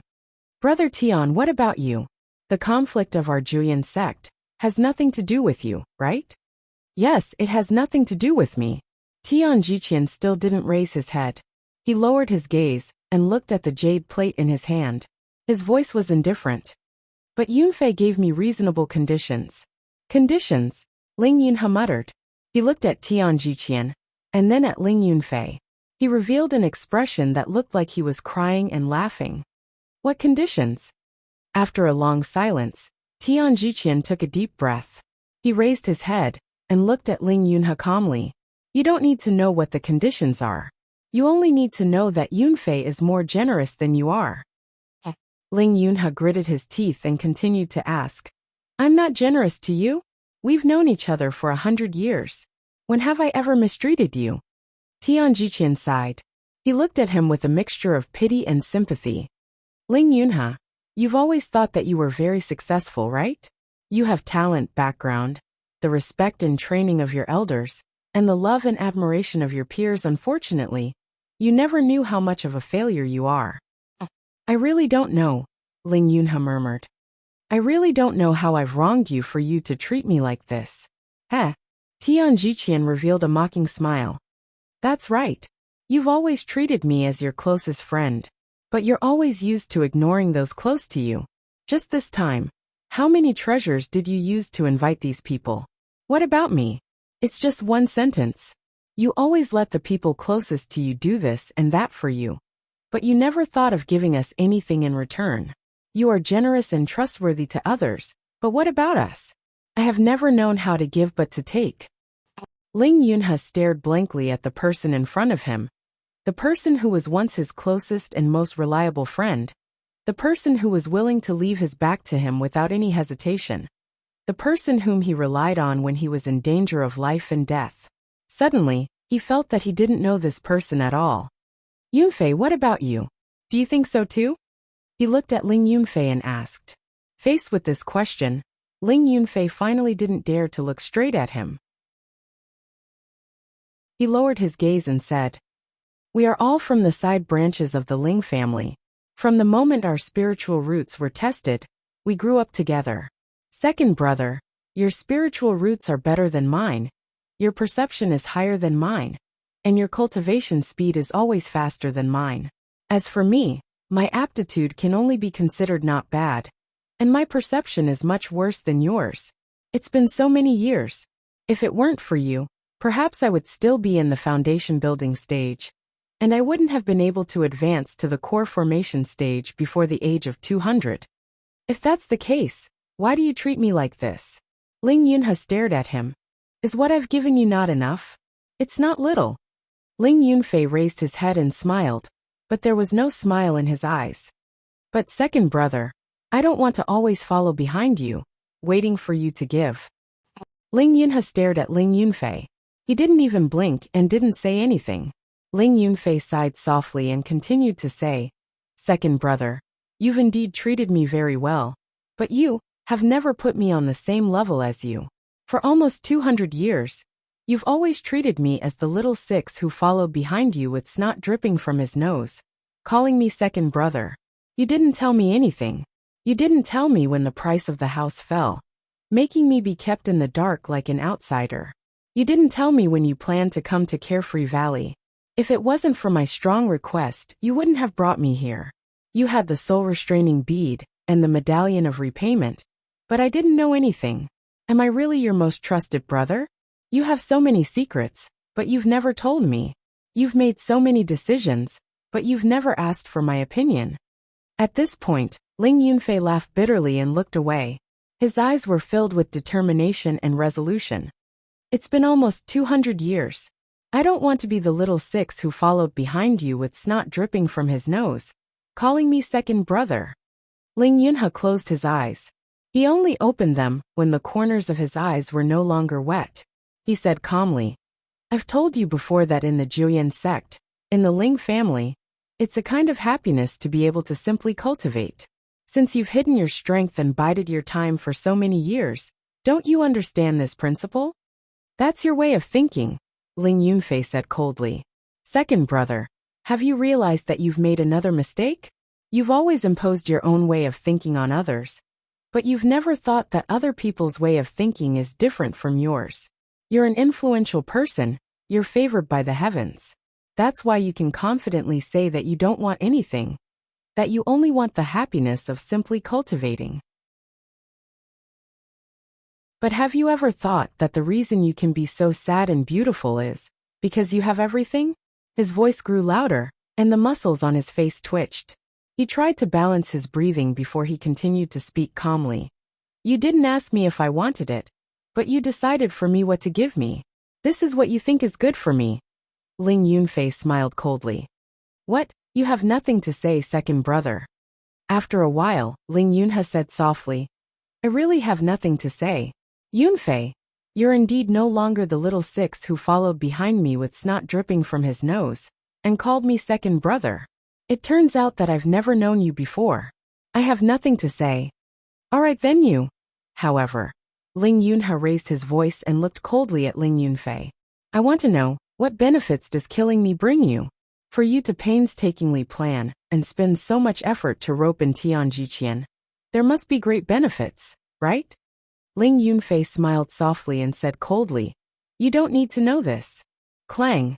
The longer sword of the dual flying sword made a clear sound, flashed a snow-like light, and stabbed towards Ling Yunha. Clang. A crisp sound rang out. Ling Yunfei's sword was blocked by a spiritual aura.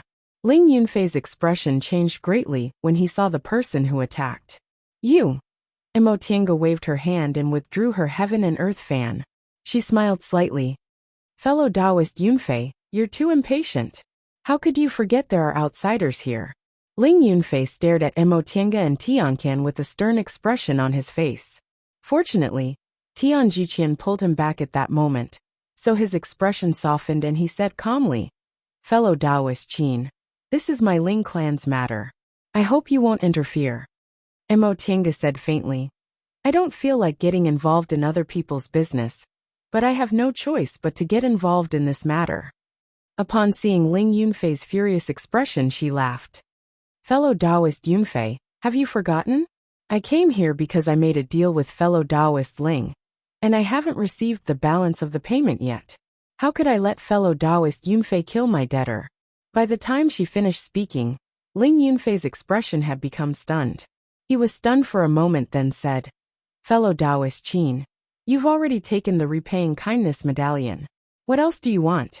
If you want something, just take the repaying kindness medallion to Juyan sect. Someone will take care of it for you."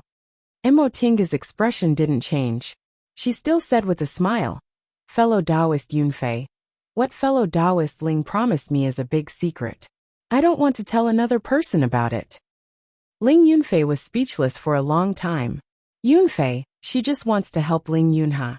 She's just looking for an excuse. Don't be led by her, Tian Jiqian reminded him seriously. Mo Tiange just waved the heaven and earth fan in her hand and smiled without saying anything. She neither confirmed nor denied it. Upon seeing her behavior, Ling Yunfei's expression darkened. "Fellow Taoist Qin, you have to think it over. Do you really want to fight with us?" Mo Tiange sighed. "If fellow Taoist Yunfei doesn't kill my debtor, I also don't want to meddle in an outsider's business." "You." Ling Yunfei clenched his teeth and swallowed his anger. He then looked at Tiancan, who was standing to the side with his arms crossed as if he was watching a show. "Fellow Taoist Tiancan, what about you? I can guarantee you that as long as you don't attack me, I'll fulfill what Ling Yunha promised. I'll even compensate him." Tiancan lifted his bamboo hat, revealing a pair of pitch-black eyes. There was a hint of mockery in his eyes as he said, "Fellow Taoist Yunfei, how can I believe you'll fulfill your promise? I can't do anything if you don't want to admit it later." Ling Yunfei's gaze darkened. "I killed Ling Yunha tonight, and both of you are witnesses. Isn't that enough?" "Hee." Tiancan chuckled softly. His tone was frivolous. "What kind of leverage is this? You killed Ling Yunha. Will it affect you if word of this spreads? You dared to kill your beloved brother, which means you have enough benefits. Besides, you've also found a strong backer. At that time, even if the whole world knows you killed Ling Yunha, what can they do? Some people even say Ling Yunha plotted against the young master of Ling clan, who was also competing for the position of sect head. Wasn't he living well before?" Once again, Ling Yunfei was speechless. Tian Jiqian looked at his expression and frowned. He then cupped his hands towards the two of them and said with a smile, "Fellow Taoists, please don't joke around anymore. What benefits do you get from meddling in this matter? On the contrary, if you promise not to meddle, then after we kill Ling Yunha, the four of us will divide his belongings equally. What do you think?" Ling Yunfei was about to say something, but he was immediately stopped by Tian Jiqian's gaze. Tian Jiqian looked at them with a smile, waiting for their answer. Mo Tiange tapped the heaven and earth fan lightly. She didn't say anything for a long time, as if she was thinking. As for Tiancan, he raised his bamboo hat as if he didn't hear anything. He lowered his head and continued to watch the show with his arms crossed. He even changed his center of gravity to stand more comfortably. "Divide equally." Mo Tiange turned to Tiancan and said with a smile, "Fellow Taoist Tiancan, how about we join hands to kill them, and then kill Ling Yunha who can't fight back? Then we'll divide everything equally. What do you think?" Tiancan seemed to think for a while then nodded. "Fellow Taoist Qin, that's a good idea. In this way, not only will there be 2 fewer people to divide the spoils, but we'll also have 2 more. You." Ling Yunfei couldn't help but sneer at them. "Do you really think you can defeat us if you join hands?" Tiancan sighed and looked at Ling Yunfei sympathetically. "Fellow Taoist Tian Jiqian, of course I know you hid your real strength, but are you really sure you and this person," he raised his chin at Tian Jiqian with a contemptuous look in his eyes, "can defeat us?"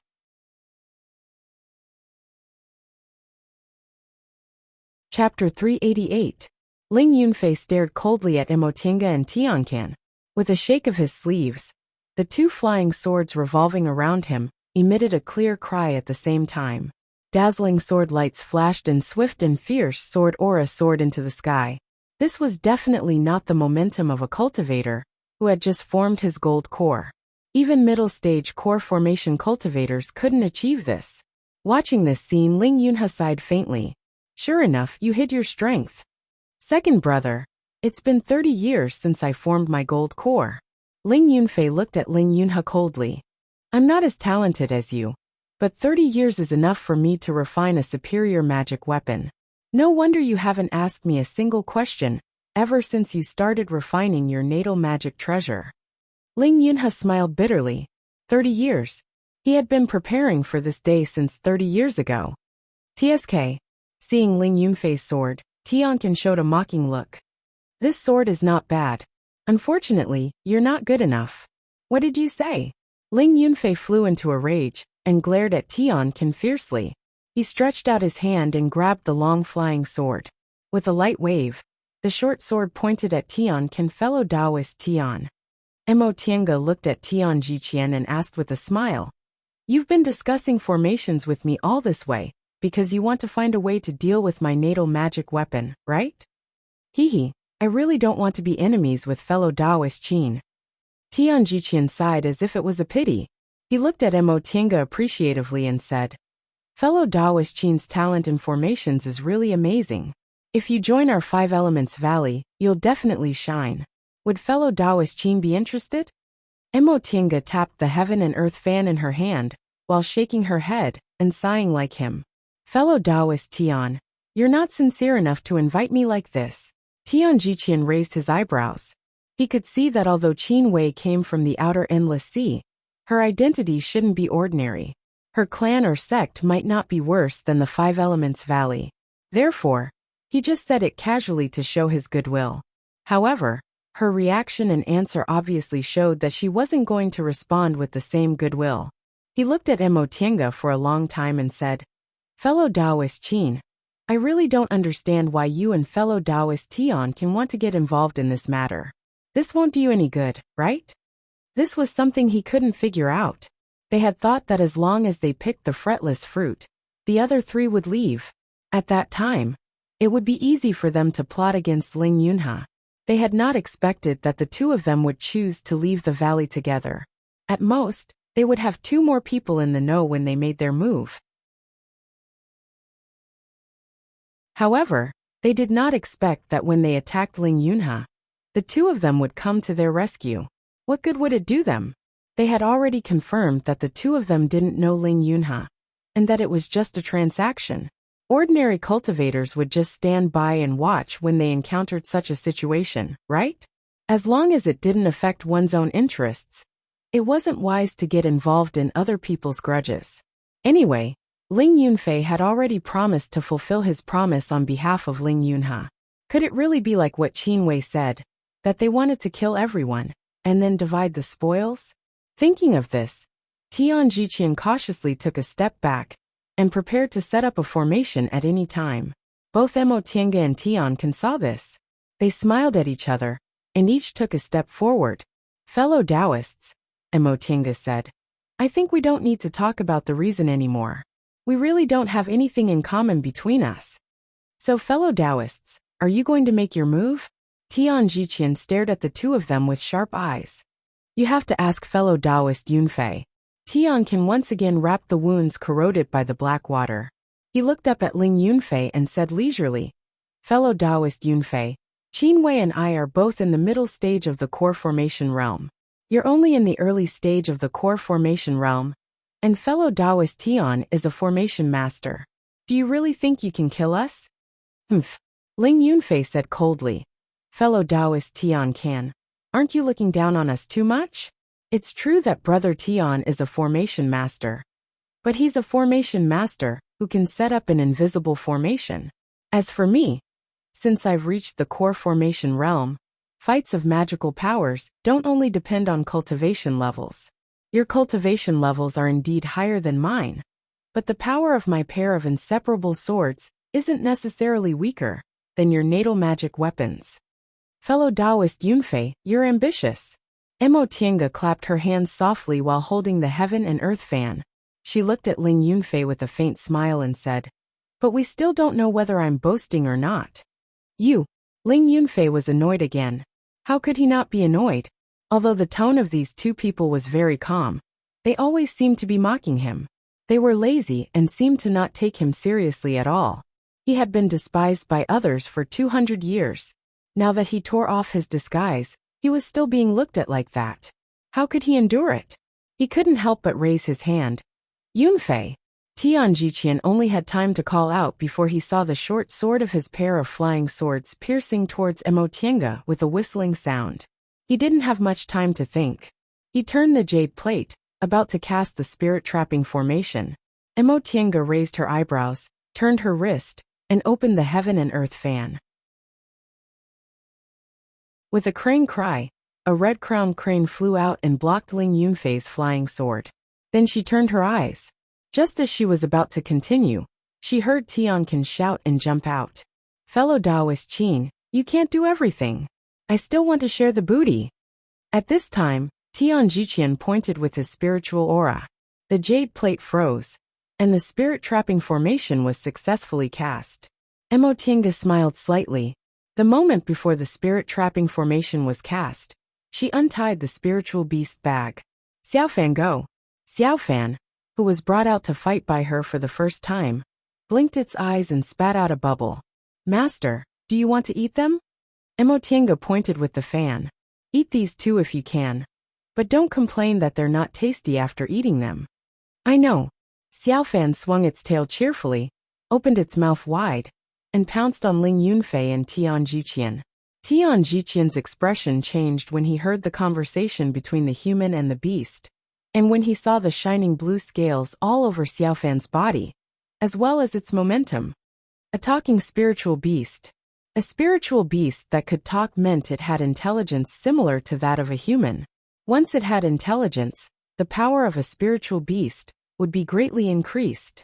How comfortable it would be to have such a spiritual beast as a companion. How could Qin Wei have such good luck? Tian Jiqian couldn't help but be greedy. He really needed such a spiritual beast. If he had a spiritual beast with intelligence, he wouldn't need to attach himself to other cultivators. And he wouldn't need to put up with those annoying people. Just because he was a formation master, and didn't have the ability to fight alone, he could only stand behind Ling Yunhe for so many years. And now he could only listen to Ling Yunfei, whose cultivation level was lower than his. If he had such a spiritual beast, everything would be different. He wouldn't need to submit to others, and he wouldn't need to put up with others' ugly faces. Thinking of this, he glanced at Ling Yunfei, showing a fleeting expression of disgust. When he looked at Xiaofan again, he immediately became excited. With the lifespan of a spiritual beast, this spiritual beast and Qin Wei must only have a subordinate contract, not a master. In this case, as long as he restrained this spiritual beast and killed Qin Wei, he could watching Tian Ken and Xiaofan fighting with Ling Yunfei and Tian Jiqian. Mo Tiange sat down comfortably in the spirit-trapping formation Tian Jiqian laid, and watched the show leisurely. As she watched, Mo Tiange's expression became more and more surprised.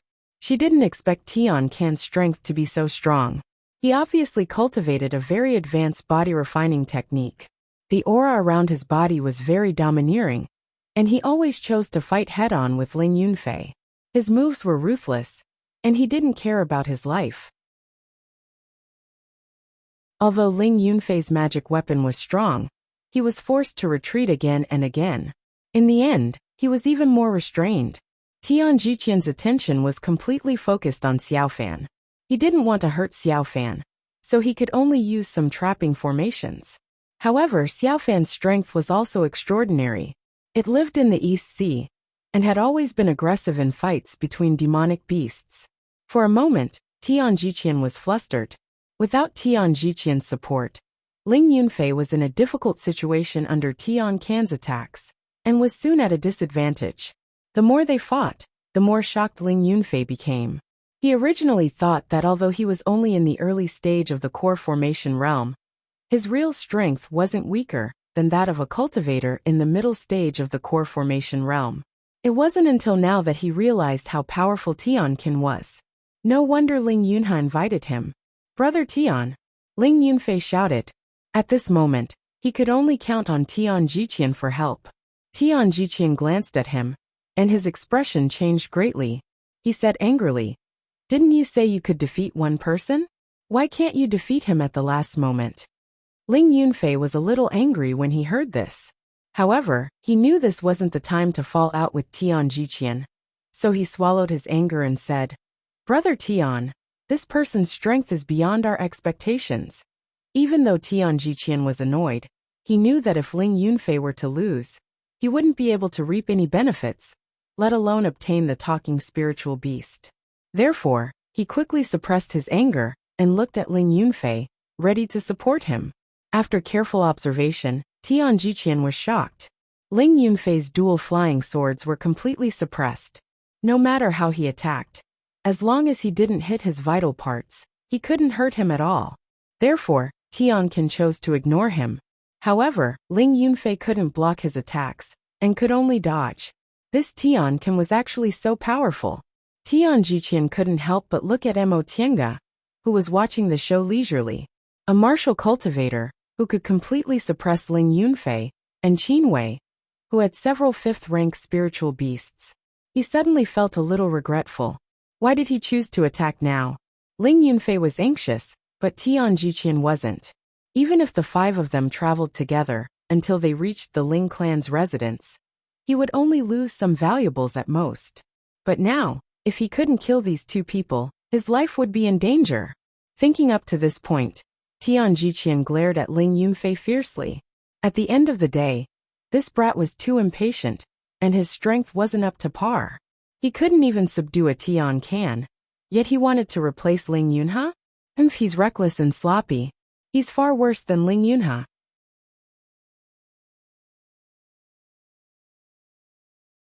Chapter 389. No matter how much Tian Jiqian regretted it, it was already in front of him. He could only choose to advance and retreat together with Ling Yunfei. He knew Ling Yunhe's character very well. Since he chose to betray them, there was no turning back. Once Ling Yunhe escaped, he definitely wouldn't let him go. But this spiritual beast was really hard to deal with. It was a sea dragon, a sea beast that was good at using water element spells. Among the 5 elements, metal was for strength, wood was for vitality, water was for moisture, fire was for heat, and earth was for density. Among the 5 elements, wood, water, and earth all had the effect of trapping. Water was the most troublesome because it was soft and hard to break, so it was most suitable for entanglement. Tian Jiqian was a formation master. Without the support of other cultivators, he had no other way to deal with water spells except to dodge or trap them. She also knew formations very well. Once he made a move, she would remind her spiritual beast how to dodge. In addition, Tian can always come to his side intentionally or unintentionally. He was afraid of Tian Can's terrifying strength and didn't dare to ignore him, so he was pinned down. After fighting like this for a while, Tian Jiqian couldn't help but feel annoyed. He had been friends with Ling Yunhe for 100 years, and they often worked together. Every time he encountered a dangerous situation, he only needed to lay a formation at the right time. Ling Yunhe would stand in front of him and kill the enemies. If he encountered a crisis, Ling Yunhe would also think of a solution and wouldn't let him restrain him. With this thought, he looked at Ling Yunhe, who was standing in a daze, with complicated feelings.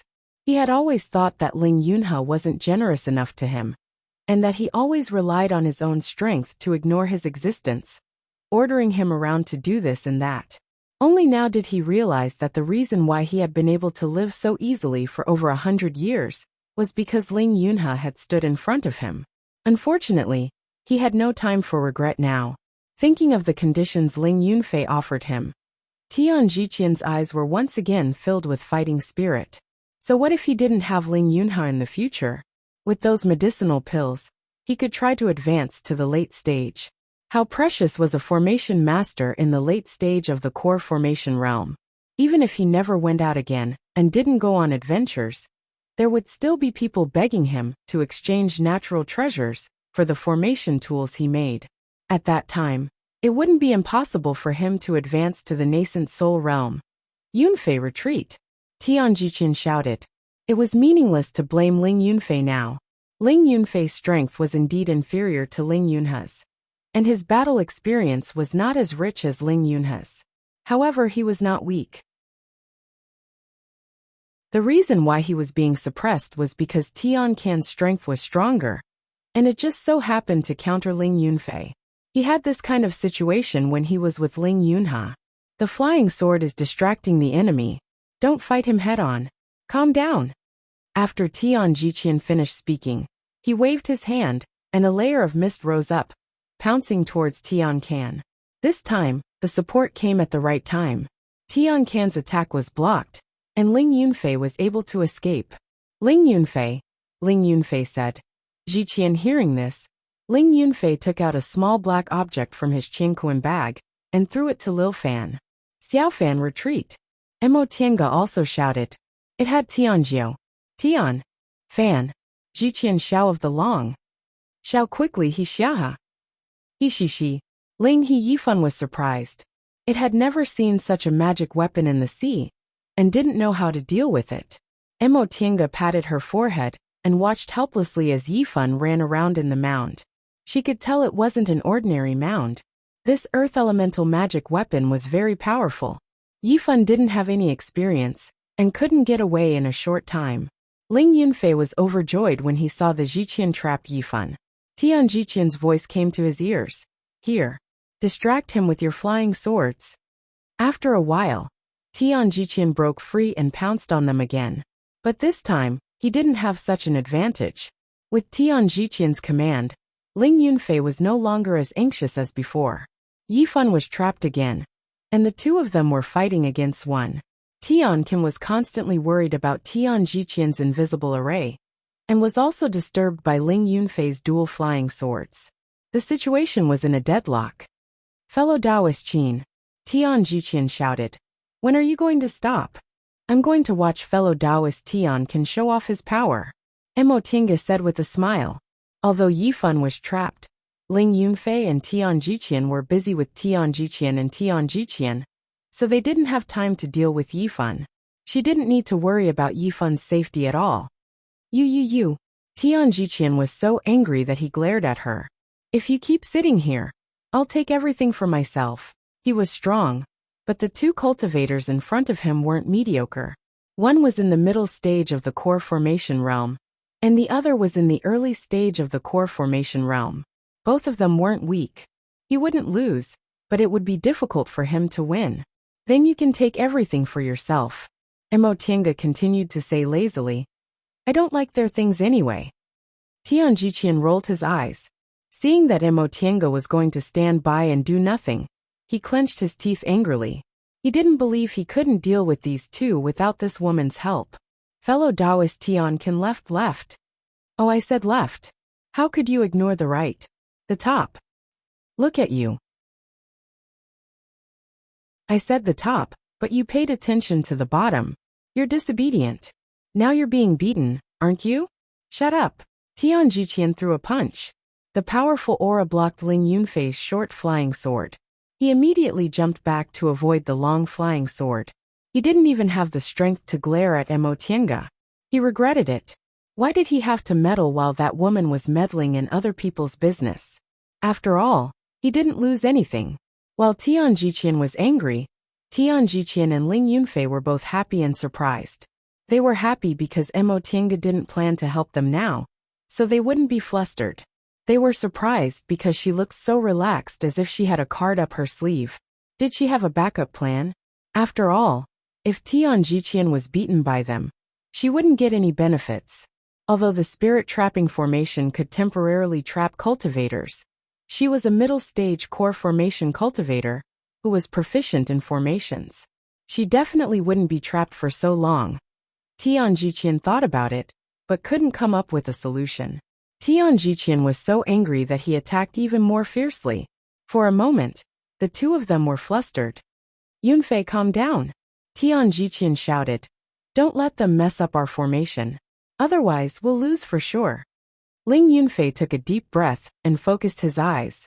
If Tian Jiqian was defeated and killed by taking a step back, then he would die without a place to be buried. Would Ling Yunhe let him go for the sake of their 200 years of brotherhood? Maybe he would, but Tian Jiqian and Qin Wei definitely wouldn't. Even if Ling Yunhe managed to escape, he would not be a match for the two of them with his serious injuries. It would already be good if the two of them were willing to spare Ling Yunhe's life. The most likely outcome would be as Qin Wei had said, to kill the two of them, then kill Ling Yunhe, and take all of their belongings. This was the style of cultivators with tyrannical strength like them. Under Ling Yunfei's control, the inseparable swords, one long and one short, formed a circle above him. One was light blue, and the other was silver. They emitted dazzling lights, sword aura and spiritual aura were everywhere. Tian Jiqian was delighted. He knew this was Ling Yunfei's most powerful killing move. If he could use it successfully, it wouldn't be impossible to kill Tian Jiqian in one move. Therefore, he had to make sure Ling Yunfei wouldn't be affected. In his mind, the battle situation was as clear as the palm of his hand. Everything was as clear as the heart, and he naturally displayed his skills. He found the feeling of fighting side by side with Ling Yunhe. That's right, what he did today was right. Ling Yunhe was not the only one. As long as he was strong enough, he could also control the situation. The jade plate in his hand spun madly. 5 lights flashed on it, and yin and yang changed in an instant. Tian Jiqian stared at the jade plate without blinking, waiting for the perfect moment when the 5 elements in yin and yang in his body were broken. Clang chi, he heard 2 sounds. The first was the sound of sharp weapons clashing, and the second was the sound of a sharp weapon breaking a body. In the next moment his eyes widened. The jade plate didn't stop spinning. It spun more and more crazily. In the end, it missed the moment when the formation was set up. This caused a small disturbance in the 5 elements in yin and yang in his body. He held the jade plate tightly. The jade plate spun faster and faster, but the spiritual light on it became dimmer and dimmer. He knew that this was because the jade plate had lost the support of its owner's spiritual aura. He slowly turned around and saw Ling Yunhe standing expressionlessly not far away. He only had time to say, "You." Ling Yunhe moved his right hand, and the crescent moon jade knife fell from Tian Jiqian's body. Fresh blood spurted out. Seeing Tian Jiqian slowly collapse, Ling Yunhe lowered his gaze and said softly, "I only used 1 sentence to invite you. But do you remember that you didn't even need to say a word to invite me?" Tian Jiqian opened his eyes wide and stared at Ling Yunhe. In his eyes there was fear, panic, hatred, anger, and even more so regret. Ling Yunhe continued, "I thought that we didn't need to talk about a deal or a reward. We only needed to say a word, and we would die for each other. I thought that this was what it meant to be a friend of life and death. I was wrong." Tian Jiqian's eyes finally lost their light. No one knew whether the last thought that lingered in his mind was regret or not. His death caused the ongoing battle to stop. Tianqin retracted his claws and stood not far away to watch this scene. Ling Yunfei, on the other hand, was frozen. Ling Yunhe held the crescent moon jade knife in his hand tightly and walked toward him step by step. Ling Yunfei's 2 flying swords stopped involuntarily. He watched as Tianqin walked toward him. The knife light and the sword light flashed at the same time. The long sword pierced through Ling Yunhe's body. At the same time, a crescent moonlight shone, and an extremely sharp spiritual aura pierced through Ling Yunfei's chest. "This sword is for you. For the past 200 years, I have never truly understood your heart." Ling Yunhe stood there quietly, letting the blood spurt out from the wound on his body. "This sword is for me. For the past 200 years, for your greed and ungratefulness. Second brother." Ling Yunfei closed his eyes, and tears rolled down his cheeks. Finally he collapsed. None of the reasons could hide his true feelings. If he was capable enough, he wouldn't need second brother to give him anything. If he was capable enough, he could also stand in second brother's position. He knew that he couldn't get it, so he was angry. All of this was because of jealousy.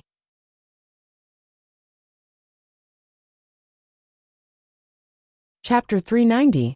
The mound that trapped Xiaofan turned back into a small black lump of soil and fell down. Now that Tian Jiqian was dead, The spirit-trapping formation also lost its effect. Emotinga sighed, walked over to pick up the small lump of soil, patted Xiaofan's head, and threw it a medicinal pill. You can't eat it anymore. Eat this. Xiaofan swallowed the medicinal pill and asked, Master, did I lose? Your cultivation level is still low, so it's normal that you can't beat him. Emotinga stroked its head. Xiaohu was too naughty. Feifei was now the king, so Xiaofan was the most obedient. After comforting Xiaofan, Emotinga looked up. Tianqin was looking at Ling Yunhe thoughtfully with his arms crossed. Ling Yunhe stood silently in front of Tian Jiqian and Ling Yunfei's bodies without moving. Emotinga couldn't help but sneer. Ling Yunfei and Tian Jiqian were really not smart. They had such a close relationship with Ling Yunhe, but they actually looked down on him. Even though half of his body was splashed with black water, and he was injured, he was Ling Yunhe, a top cultivator of Juyin sect. How could he be trapped by a small spirit-trapping formation and wait for death? She intervened, because she knew Ling Yunhe wouldn't lose the ability to fight back. That being the case, she did him a favor. These two people were probably used to being protected by Ling Yunhe, so they ignored this problem. After the spirit-trapping formation was used, it would consume the spiritual aura of the cultivator who set it. Tian Jiqian used 2 spirit-trapping formations, and also used formations to fight Tianqin and Xiaofan. How could he maintain the perfect effect? Before long, Ling Yunhe was able to get out of the formation. Before this, his dantian and meridians had long been protected by Emotinga's medicinal pills. That black water corroded half of his body. Although it was a serious injury, it was only an external injury. It didn't substantially affect his strength. Tian Jiqian and Ling Yunfei thought he was so seriously injured that he could be killed easily, so they attacked him rashly. After standing for a while, Ling Yunhe's eyes finally moved. He gathered some spiritual aura in his palm and pressed it on the wound. The blood flow slowly stopped. Then he turned to Tianqin and Emotinga, nodded and said faintly, Fellow Taoists, thank you. Tianqin was the first to speak. He chuckled and said, Brother Ling, don't you think it's too early to thank me? How do you know that fellow Taoist Qin, and I won't attack you? Ling Yunhe smiled bitterly and shook his head. Fellow Taoists, if that's the case, why did you help me back then? Wouldn't it be better to wait for both of us to suffer? Tianqin stopped smiling and looked at Ling Yunhe. You are a nice person, but your eyesight is not good. Ling Yunhe wanted to laugh, but in the end he didn't. He lowered his head and looked at the corpses of Tian Jiqian and Ling Yunfei in silence for a long time. An hour ago, these were his most trusted brothers and closest friends. Now they were 2 corpses. Moreover, they were killed by him. Do you regret it? Of course not. Since they had chosen to betray, this was the consequence they had to bear. Although he valued friendship, he wouldn't be soft-hearted to betrayers. Fellow Taoists, Ling Yunhe's eyes gradually became firm. He slowly raised his hand and bowed slightly. His injuries were a bit serious, so he had to be gentle. I'll always remember your great kindness. Please meet me in the Ling clan's mansion in 3 months. I'll certainly repay you then. Emotinga and Tianqin didn't say anything. Ling Yunhe's expression was very calm, but between his eyebrows, there was a kind of speechless sadness and deep fatigue. Although they had indeed lent a helping hand for the sake of certain benefits, the 2 of them chose to remain silent at this time. Ling Yunhe didn't wait for them to answer. He took the Qingquan bags from Tian Jiqian and Ling Yunfei's bodies and threw them to them. His tone was still indifferent. Now that this is over, I'll go back to heal my injuries. See you in 3 months. After he finished speaking, he put away their corpses, shook his sleeves, stepped on his flying sword, and slowly flew to the exit of the valley. Fellow Taoist Ling. Ling Yunhe stopped but didn't look back. Fellow Taoist Qin, is there anything else? Emotinga sighed softly. She picked up the 2 flying swords on the ground and threw them to him. These are your younger brother's natal magic weapons. They're useless to us. Fellow Taoist Ling, you can keep them as a memento. Ling Yunhe held the pair of flying swords and was speechless. After losing their master, they had already lost their luster and became useless. He took a deep breath and put them away. Thank you. Then he put the 2 flying swords into his sleeves and quickly disappeared into the forest. ****, fellow Taoist Tian Can, we should divide the loot. Tian Can was startled to hear Emotinga's voice. Huh? Oh. Emotinga crossed her arms, tilted her head and stared at him. Tian Can felt scared and stared at her. Fellow Taoist Qin, why are you looking at me like that? Although you're young and beautiful, I've never been interested in women. Emotinga nodded. Yes, of course you're not interested in women. Maybe you're a little interested in men. Tian Can's eyes widened. What did you say? Emotinga looked like she was smiling. She walked around him twice then said, Do you really think I can't recognize you? Fellow Taoist Nya? After a while Tian Can sighed. He took off his bamboo hat, pulled off his mask, and wiped his face, revealing Nye Wuxiang's delicate and pretty face. When did you find me? She asked in her own voice. Seeing the face she expected, Emotinga smiled. You underestimate how familiar I am with you. Nye Wuxiang was stunned. What do you mean? Emotinga said. Although your appearance, voice and weapon have changed, your behavior and fighting style all have traces of familiarity. I don't know many people in Yunzhong, so the answer to a martial cultivator, who gives me a familiar feeling, is too simple. Most importantly, after that conversation, her intuition told her that Tian Can was a woman, and she even had a good impression of her. Because of that, she began to pay attention to Tian Can's every move. Only then did she realize that Tian Can and Nye Wuxiang had inexplicable similarities. Tian Can was thin and small, about the same size as Nye Wuxiang. Tian Can was dressed in black, which matched Nye Wuxiang's preference. Tian Can covered his face, so she couldn't see his mouth when he spoke. Nye Wuxiang was doing ventriloquism. Tian Can's weapon was a claw. Nye Wuxiang used boxing gloves. But when Emotinga met her for the first time more than 60 years ago, she used a claw. With so many suspicious points added together, the answer was obvious. Something flashed in Nye Wuxiang's eyes, but in the end, she laughed in a low voice. I really didn't expect someone would remember me. After a moment of silence, Emotinga asked, Did you get rid of the devil aura in your body?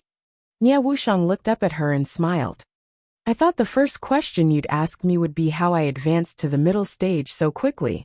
Emotinga nodded. If you don't mind, you can tell me one by one. You're really impolite. Nye Wuxiang wanted to get angry, but in the end, she just shook her head and laughed. She looked around then raised her chin. Let's talk after we get out. This place really isn't a good place to stay for a long time. Although they were already out of the dangerous inner valley, the outer valley was still full of spiritual aura. If they didn't get out as soon as possible, it would be difficult if they encountered some troublesome things again. Emotinga agreed. Okay. The two of them put away their things. Nye Wuxiang restored her disguise and left the valley together. In such a short time, Ling Yunhe had already disappeared without a trace. The big tree they entered the valley from had traces of a restriction being broken, so presumably, he'd left safely. He hadn't left for long, but the exit was still there.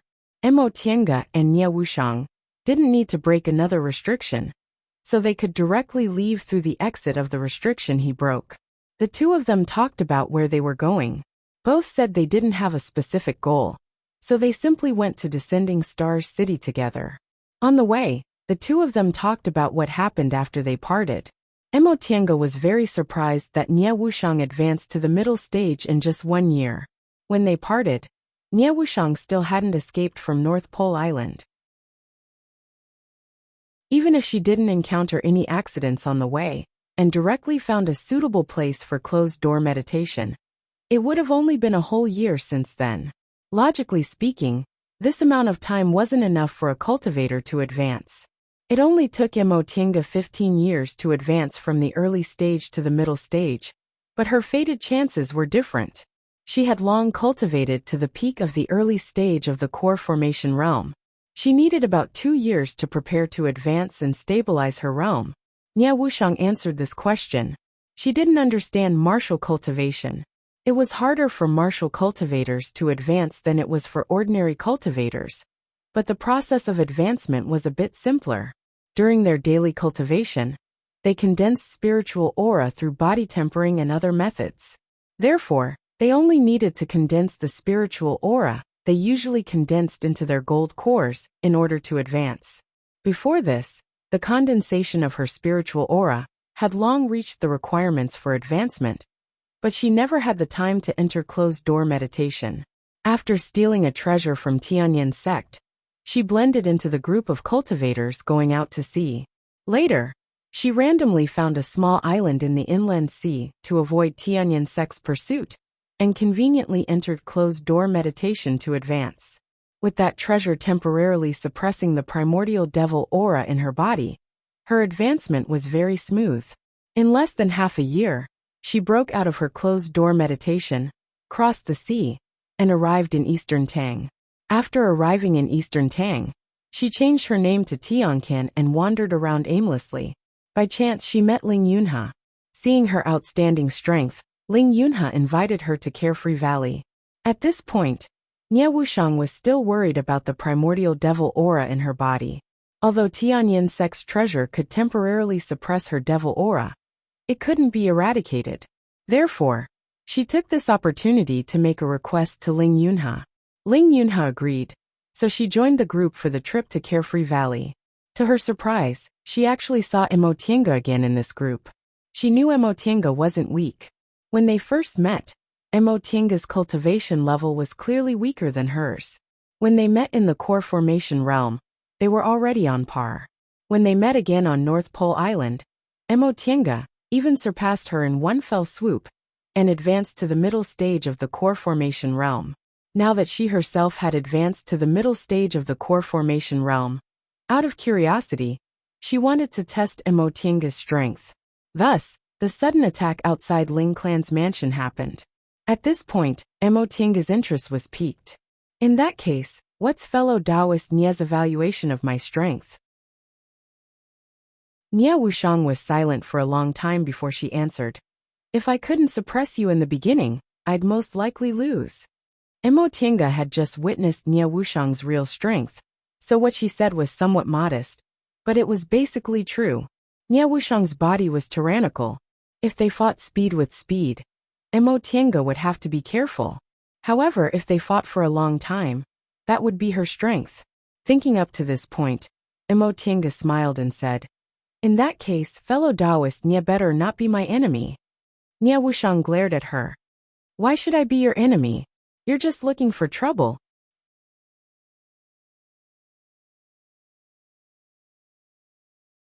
Chapter 391. This time, Emotienga found that Nie Wuxiang seemed to be different from before. Although the original Nie Wuxiang was extremely daring and acted decisively, Emotienga always felt her whole body was filled with a weary aura. It was as if she had no interest in everything around her. And even whether she was alive or not didn't matter to her. But this time, although she also wandered around aimlessly, she was full of enthusiasm and vitality. Emotienga couldn't help but ask, fellow Taoist Nie, you and I were separated for a year. Did you encounter some fated chances? Why do you seem different now that we meet again? Oh, upon hearing what she said, Nie Wuxiang asked with great interest, what's different? Emotienga tilted her head and thought for a while, then said, it seems that I've begun to enjoy the pleasures of life. Nie Wuxiang was stunned. She stopped smiling and looked at Emotienga with deep eyes. I have to thank you for that, fellow Taoist Emo. Emotienga was confused. Thank me for what? Except for taking her in for 3 days on North Pole Island, she didn't do anything to help her. And during those 3 days, nothing special happened, which was enough to change Nie Wuxiang's mind. Nie Wuxiang sighed softly, gazed into the distance and said slowly, for so many years, I've always dreamed of leaving Master's control and living a free life. But after going through so many hardships and escaping from the celestial pole to Yunzhong, I suddenly realized that I didn't know what to do. It's been more than 100 years. Everything I do is what Master wants me to do. Although I'm unwilling, I can't deny that Master gave me the meaning of living. Emotienga wrinkled her brows. What are you talking about? You're a human, not a tool. Why do you need him to give you the meaning of living? Fellow Taoist Mo, you don't understand. Nie Wuxiang shook her head and said, Your master gave you freedom, so you live for yourself. But I'm not. Before I left master, I couldn't be considered a human at all. Nie Wuxiang smiled and didn't explain further. Some things were difficult for people who hadn't experienced them to understand. Or in other words, master was too successful. Not only did he manipulate her life, but he also suppressed her nature. Therefore, after leaving him, she felt lost and lost the meaning of living. To high-level cultivators, 100 years wasn't a very long time, but it was her entire life. Fellow Taoist Mo, Nie Wuxiang suddenly asked, why did you leave the celestial pole and come to Yunzhong? This question was rather difficult for Mo Tiange to answer. She went to Yunzhong to broaden her horizons, and also to follow Mo Yaoqing's footsteps. As for which was more important, even she herself found it hard to answer. Besides, she never thought of telling anyone about Mo Yaoqing. Upon seeing the awkward expression on her face, Nie Wuxiang waved her hand and said, you don't need to answer me in detail. I know there are some things I can't tell outsiders. I'm just curious. You're a disciple of a famous school in the Celestial Pole. Your cultivation is smooth. You have a master who loves his disciples as much as his life. And you've just become Taoist companions with your senior martial brother. You're at the height of your success.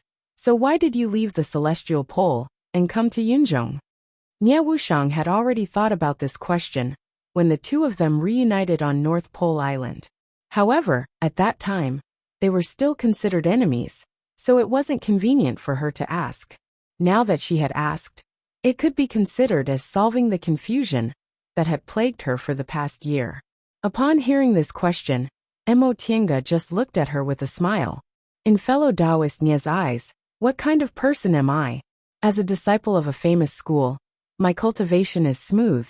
I have a master and a Taoist companion, so I should enjoy the envious gazes of others in the Celestial Pole?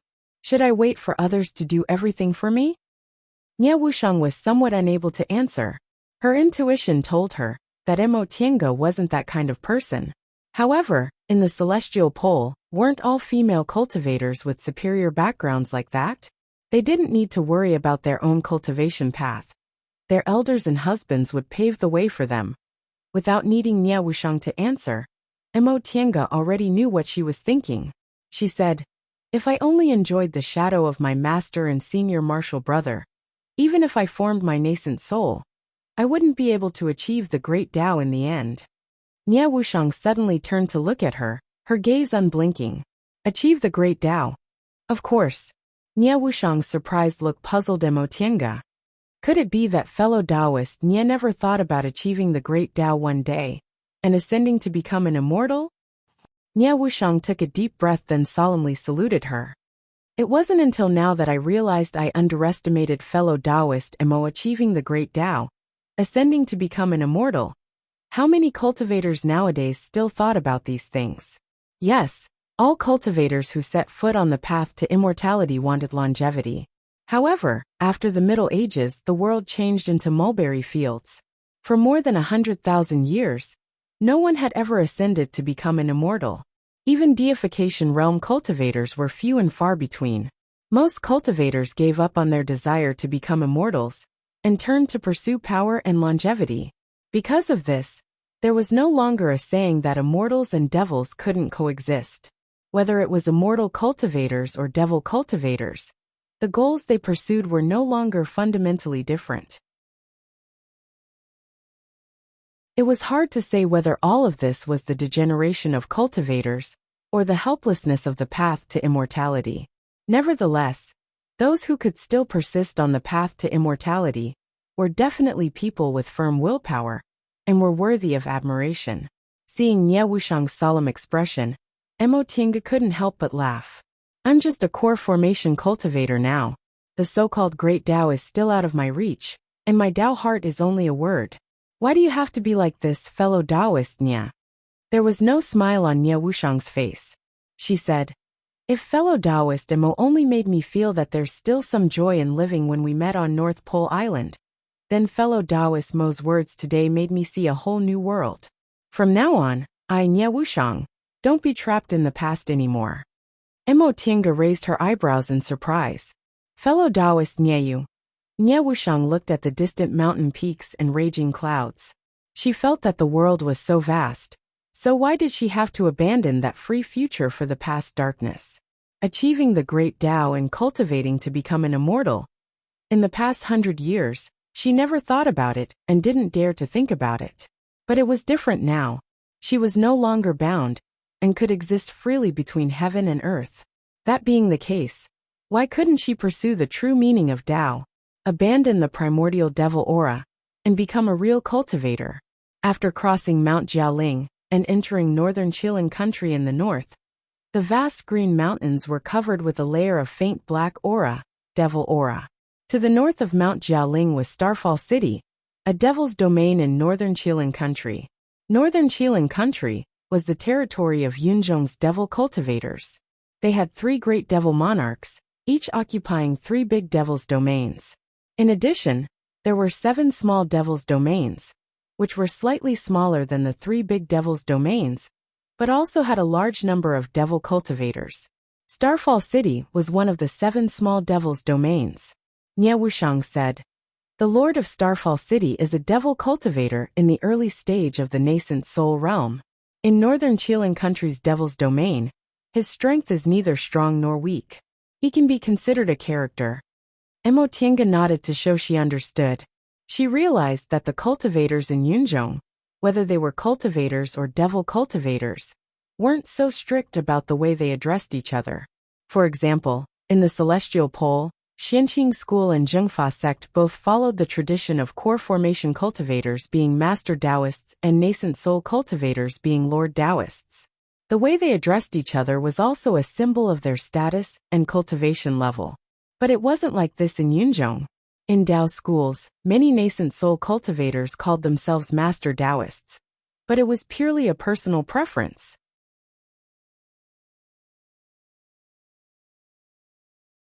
Among devil cultivators, there were many who called themselves devil monarchs. Among them, only the 3 great devil monarchs were truly famous in Yunzhong. Thinking up to this point, Mo Tiange smiled faintly. She remembered devil monarch Black Moon, whom she met once in Sky Snow City. Although he was called devil monarch, he was only a core formation cultivator. Nie Wuxiang saw her expression and asked curiously, "What's so funny?" Mo Tiange asked, "Do you remember fellow Taoist Jing?" Nie Wuxiang was stunned. Her expression immediately became a bit uncomfortable. "Fellow Taoist Mo, about that matter, he didn't do anything to you in the end, right?" Huh. Mo Tiange was dumbfounded. Soon after, she realized she misunderstood and said with a smile, "No, I'm not talking about that matter. I met someone in Yunzhong who looked very similar to him." Oh. Mo Tiange then told her about her encounter with Devil Monarch Black Moon. In the end, she said, "When I saw that Devil Monarch Black Moon, I remembered him." Nie Wuxiang also smiled. In fact, although that fellow Taoist Jing was a bit frivolous, he could be considered reliable. That day, he knew Master's plan and fiercely resisted. If Master didn't keep him, he would have almost been killed. Mo Tiange didn't know about this matter. She was surprised. "Really?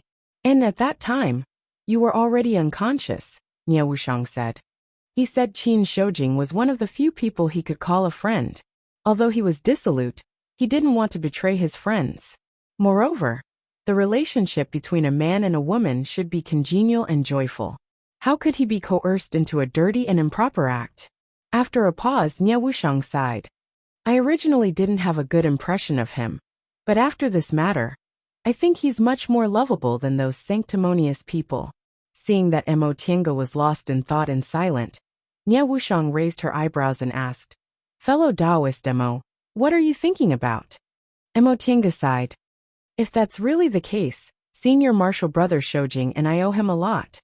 "Huh. Did he die on Demonic Mountain?" Mo Tiange shook her head. "He didn't. He also escaped the disaster on Demonic Mountain.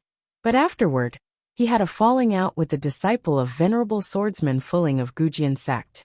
If I remember correctly, Venerable Swordsman Fuling's disciple is the sect head of Gujian sect. What he did can be considered as offending the current power of Gujian sect, so he can't return to the sect." As she spoke, Mo Tiange told Nie Wuxiang about her encounter with Jing Xingji that day. At that time, Jing Xingji was injured and couldn't return to Gujian sect, so she didn't know how he was doing now. Nie Wuxiang said, "Fellow Taoist Mo, what does this matter have to do with you? Even if this matter didn't happen, could he have obtained some fated chances on Demonic Mountain? Maybe he couldn't escape the disaster on Demonic Mountain and directly died. Even if he really obtained some rare treasures from Demonic Mountain, he and Venerable Swordsman Fulling's lineage have long been enemies, so it was only a matter of time before they fell out. Moreover, he was a person with his own opinions. He's never been happy in Gujian sect, so he probably wanted to leave long ago. Why should we worry about him?" Mo Tiange was stunned and was speechless for a long time. Upon seeing this, Nie Wuxiang asked, "Did I say something wrong?" Mo Tiange sighed then nodded. "No, you're right. I was thinking too much. That fellow Taoist Jing isn't someone who needs sympathy." In fact, there was one more point Mo Tiange didn't mention. She realized that she had become more soft-hearted than before. She was actually worried about others. Could it be that because she obtained too much, her feelings were also rich? Was this a good thing or a bad thing?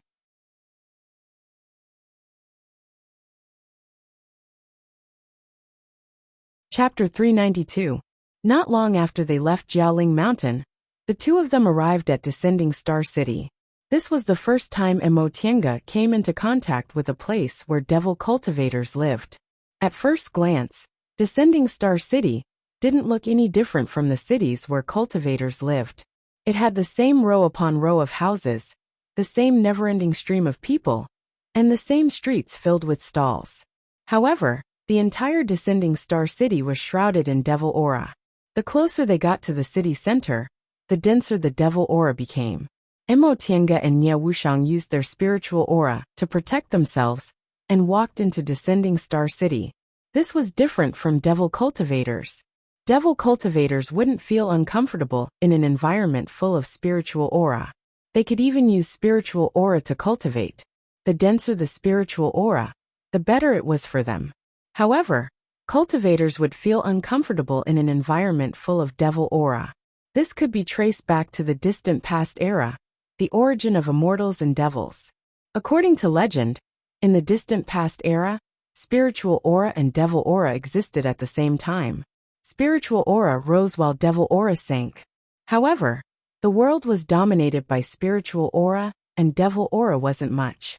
Later on, the world changed and devil aura became even lesser. Because of this, devil cultivators had a hard time surviving in this world. In order to survive in this new world, they learned to transform spiritual aura into devil aura through cultivation techniques and other changes. Devil territory was a special existence. A large number of devil cultivators lived there, causing devil aura to gather in the surroundings.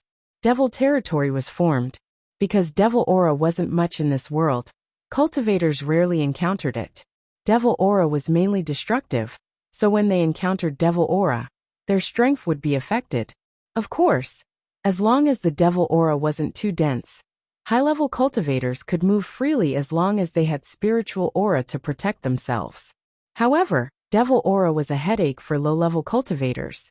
They couldn't cultivate in devil territory at all, and mortals who lived in devil territory for a long time would have their lifespans affected. Therefore, there weren't many low-level cultivators in Descending Star City. Most of the people who came and went were foundation-building cultivators, and those who did business were low-level devil cultivators. The two of them looked around, but weren't interested in the things being sold here. Mo Tiange asked, "Fellow Taoist Nya, how much do you know about Descending Star City?" Nie Wuxiang looked around and said, "Nothing." Mo Tiange's forehead twitched. "Then why did you say you wanted to come?" "I had nothing to do anyway, so I just came to look around." Mo Tiange was speechless. Speaking of which, it was the same for her.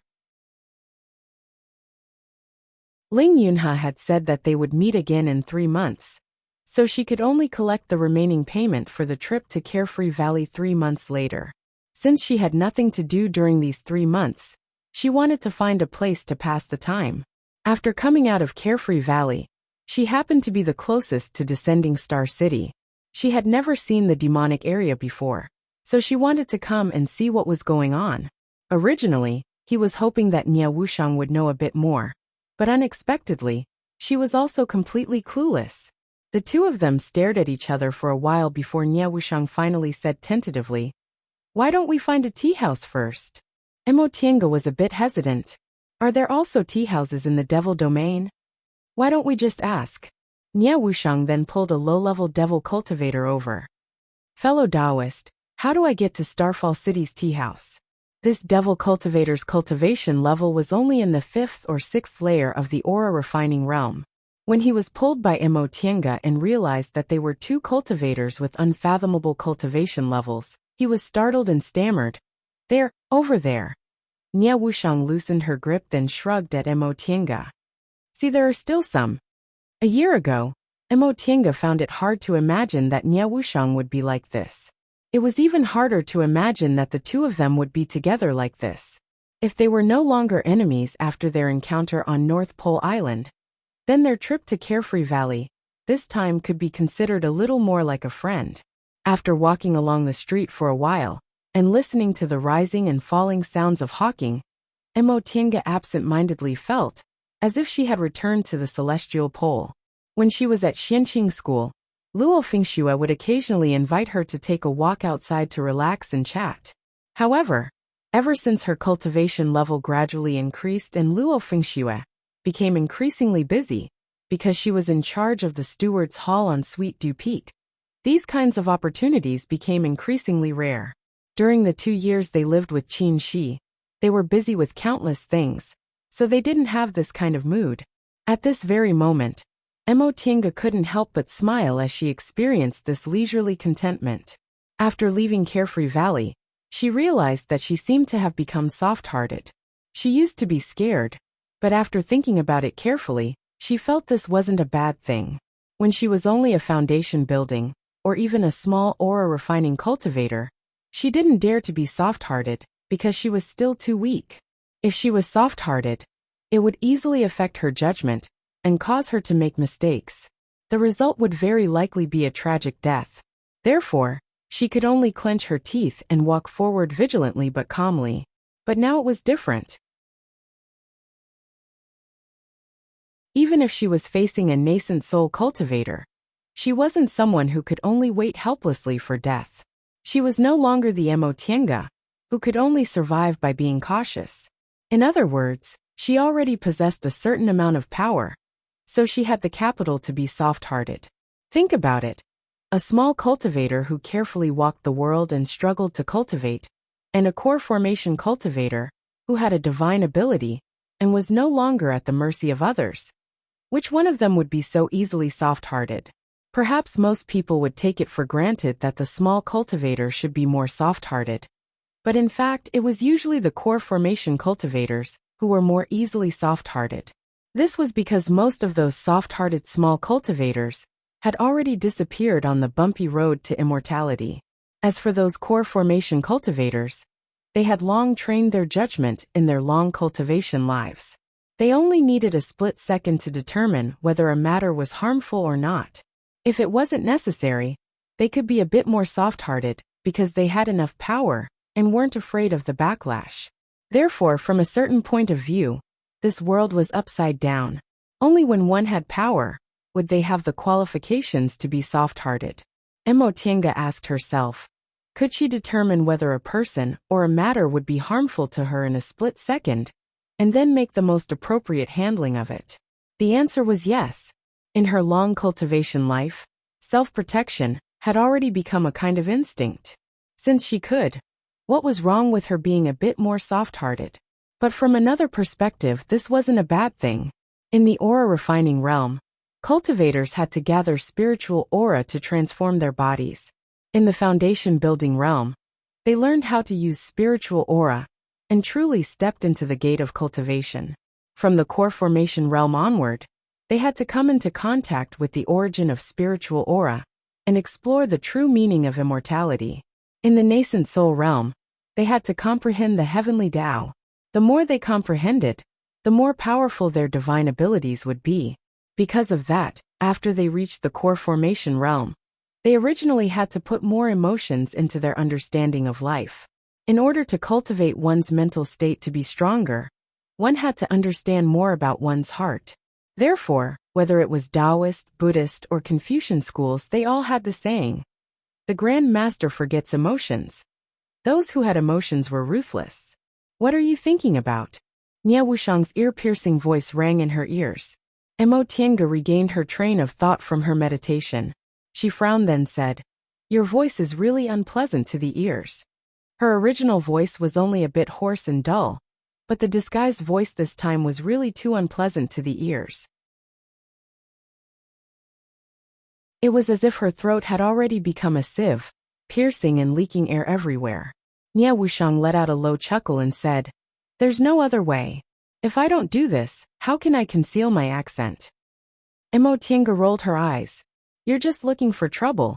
In such a big place like Yunzhong, who knows what kind of person Nie Wuxiang is? It's not a big deal for you to appear with your original appearance, right?" Nie Wuxiang said, "I stole Tianyan Sec's treasure. If I'm discovered, that's indeed a problem, but there's no need to make yourself look like this, right? Do you think it's easy to change your appearance?" Nie Wuxiang cast a sidelong glance at her. "Why don't you give it a try? I didn't steal other people's sex treasure, so why would I need it?" Mo Tiange thought for a moment, then said, "But I can indeed give it a try." Nie Wuxiang was just about to ask further, when the two of them saw the tall tea flag in Starfall City. The two of them didn't hide their cultivation levels, so they were warmly received by the tea house waiter. Cultivation level represented strength, and strength represented wealth. If they could satisfy a high-level cultivator, even a casual tip from them would be a rare income for a low-level cultivator. The two of them didn't plan to make friends with cultivators in the same realm as them, so they left after asking the tea house waiter some questions. The waiter said there were inns in the Devil Domain specifically for cultivators to stay in, so they only needed to pay attention to the signs outside. The two of them walked around the area, and soon found the inn the waiter mentioned. Outside the inn, there was a small flag with a white cloud painted on it. As soon as they stepped into the inn, someone immediately came to greet them. "Seniors, are you looking for a place to stay?" Mo Tiange raised her eyebrows. The person who received them was actually a low-level cultivator, not a devil cultivator. She glanced around. This inn was quite big, and didn't have many people. Most of the people inside were in the foundation building realm. This inn seemed to be of high standard and mostly served high-level cultivators. Mo Tiange glanced at Nie Wuxiang. Seeing that she was satisfied, she said, "Not bad. Do you have a quiet place here?" "Yes, yes, yes," the low-level cultivator who received them said with a smile. "Our inn specializes in receiving high-level cultivators like seniors. We can even rent an immortal's cave. May I know how long seniors want to stay? Do you want an ordinary inn room, a separate small courtyard, or an immortal's cave?" Mo Tiange looked at Nie Wuxiang. She was quite casual about this, but she didn't know whether Nie Wuxiang had any special requirements. Nie Wuxiang looked at her and said, "I want a separate small courtyard." Mo Tiange nodded. A small courtyard was indeed a good choice. They both liked peace and quiet. An ordinary inn room could only be used as a gathering place at most. There were too many people, so living there was definitely not suitable. Moreover, an immortal's cave was too troublesome. They might leave at any time, so a small courtyard was enough. Then let's ask for a quiet courtyard. We don't know how long we'll stay, so just pick a good one. The low-level cultivator smiled and said, "Okay, a superior courtyard. 2 spirit stones a day." 2 spirit stones? This price was a bit expensive. Mo Tiange raised her eyebrows. Before she could ask, the quick-witted waiter already answered with a smile. "Senior, you don't know, but our inn is for cultivators. It takes a bit of effort in the Devil Domain, so the price is a bit higher." Mo Tiange thought about it, and accepted this explanation. She looked at Nie Wuxiang. Obviously, she also didn't care about 2 spirit stones a day, so she said, "Lead the way." The waiter respectfully made a please gesture. "Seniors, please follow me." Mo Tiange and Nie Wuxiang were about to follow the low-level cultivator inside when suddenly, a person covered in devil aura stepped into the inn. "Fellow Taoists who cultivate, please wait."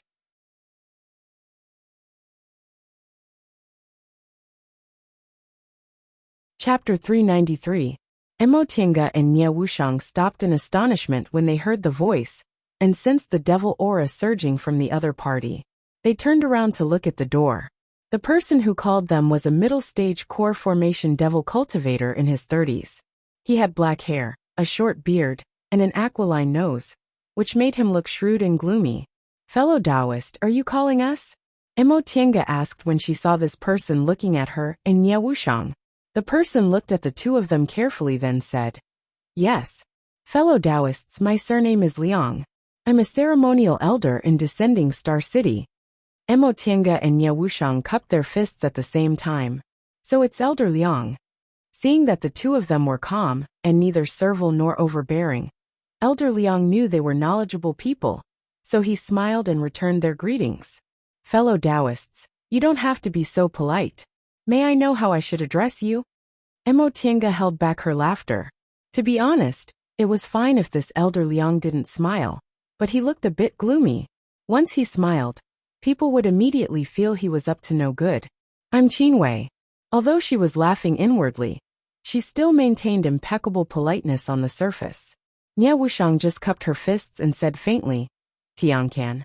"Oh, so it's fellow Taoist Qin and fellow Taoist Tiancan." Elder Liang went straight to the point. "May I know why you've come to Descending Star City?" Emotinga glanced at Nie Wuxiang. Nie Wuxiang wasn't interested in dealing with people, so she raised her chin and signaled Emotinga to answer.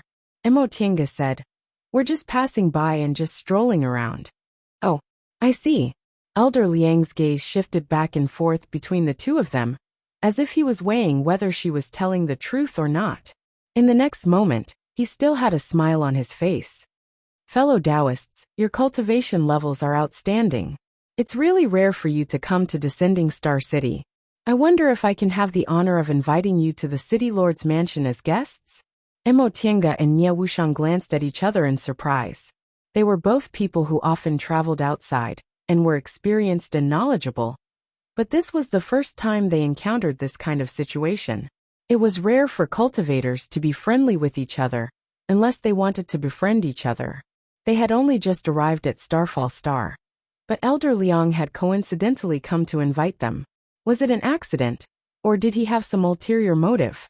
With that thought in mind, Emotinga bluntly asked, "May I ask Elder Liang what's the matter? If it's just a mutual acquaintance, why don't we wait for fellow Taoist Tian, Ken and I to settle down, before going to the City Lord's mansion?" "There's no need for that." Elder Liang's eyes flickered as he looked around. As soon as he arrived, the attendant had already stood to the side. Now the attendants of the inn could only watch from afar, not daring to come forward. He said, "I won't hide it from you too. This is an order from the city governor. In the near future, all cultivators above the completion level who appear in Fallen Star must come to the city governor's palace." Emotinga was dumbfounded. Elder Liang had a very solemn expression on his face. Although he didn't intend to force her, his attitude was very firm, so she said, "Elder Liang, please forgive us. We're all core formation cultivators. If we don't have a clear reason, it's inconvenient for us to go with Elder Liang." Her words were very clear. How could core formation cultivators be easily pressured by force? The City Lord of Fallen Star City was only an early-stage nascent soul devil cultivator. Although they weren't as good as him, they wouldn't be at the mercy of others. If this Elder Liang explained things properly, they would have to give the City Lord a bit of face, since they were in Fallen Star City. However, if he didn't say anything and only use force to invite them, they wouldn't obediently let themselves be tied up. Elder Liang was obviously used to this. He didn't look embarrassed at all. He smiled and said, "Fellow Taoists, you don't need to be nervous. It's just that the City Lord has something to ask of you. As for what it is, it's inconvenient for me to tell you now. If fellow Taoists don't mind, we can talk as we walk." This Elder Liang's attitude was too calm. It really didn't seem like he was plotting anything. Emotinga and Nie Wuxiang glanced at each other. Nie Wuxiang said through voice transmission, "There's no harm in going and taking a look." Emotinga pondered for a moment, then slowly nodded. She raised her head and said to Elder Liang, "That being the case, we'll go with Elder Liang." Elder Liang smiled and said politely, "Thank you for your cooperation, fellow Taoists. Please follow me." Right after he finished speaking, Elder Liang walked out of the inn. Mo Tiange stared at his back, then waved at the waiter who served them before. "Is this really your ceremonial elder? Were there any other core formation cultivators recently invited into the city lord's mansion?" The waiter hesitated for a moment before replying respectfully, "Senior, this is not something that normal cultivators like us who live in Descending Star City can know. Furthermore, core formation stage seniors rarely appear in the world. Arin has only received 2 core formation stage seniors recently. However, this is indeed the ceremonial elder of Fallen Star City. This is true." Right after he finished speaking, a foundation building cultivator dressed like a shopkeeper said, "Seniors, I do know a little about this matter. Yesterday, a core formation senior was invited to the city lord's mansion from this tea house." "Oh, thank you," Mo Tiange said to them, then turned around and left. Nie Wuxiang also followed her. "Fellow Taoist Nie," Mo Tiange said through voice transmission, "can you use your divine sense to check if there aren't any core formation cultivators in the city?" After a while, Nie Wuxiang replied, "Correct. Aside from you, me, and that Elder Liang, there's only one core formation cultivator active in the east of the city." Mo Tiange nodded to show she understood. The city lord of Fallen Star City was an early-stage nascent soul cultivator. Logically speaking, there shouldn't be so few core formation cultivators in Fallen Star City. It seemed Elder Liang was right. All core formation cultivators were invited to the city lord's mansion. There were restrictions there, so they couldn't probe them. When the two of them walked out of the inn, Elder Liang was waiting not far away. When he saw them coming out, he greeted them with a smile. "Fellow Taoists, please." Mo Tiange nodded with a smile, then followed Elder Liang with Nie Wuxiang. With Elder Liang leading the way, the surrounding low-level cultivators all made way, giving the 3 of them a lot of space. "Elder Liang."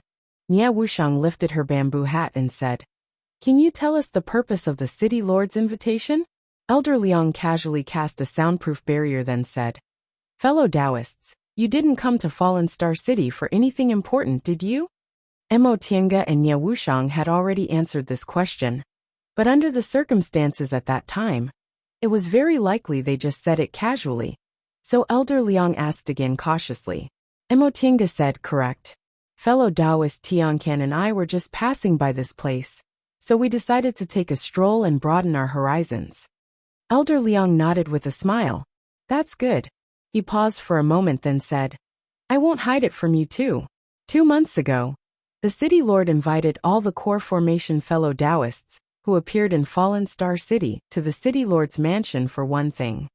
Oh, based on the scale of Descending Star City, 2 months should be enough for them to hire more than 10 core-bearing cultivators, right? In addition to the core formation cultivators in the city, there should be at least 20 to 30 of them. What kind of matter would require so many core formation cultivators? I can't reveal the reason for this matter in advance without the city lord's permission. However, that's the gist of the matter. Of course, fellow Taoists don't need to worry. The city lord will definitely pay you for this matter." "Elder Liang," Nie Wuxiang suddenly said coldly, "can't we refuse this matter?" Elder Liang was stunned. He cautiously glanced at Nie Wuxiang, then said, "I don't know about this. I'm only responsible for inviting all the core formation fellow Taoists who appeared in Fallen Star City to the city lord's mansion. The city lord will explain this matter to you. However, up until now, no one has refused." Mo Tiange raised her eyebrows, but didn't say anything. This matter was a bit unusual.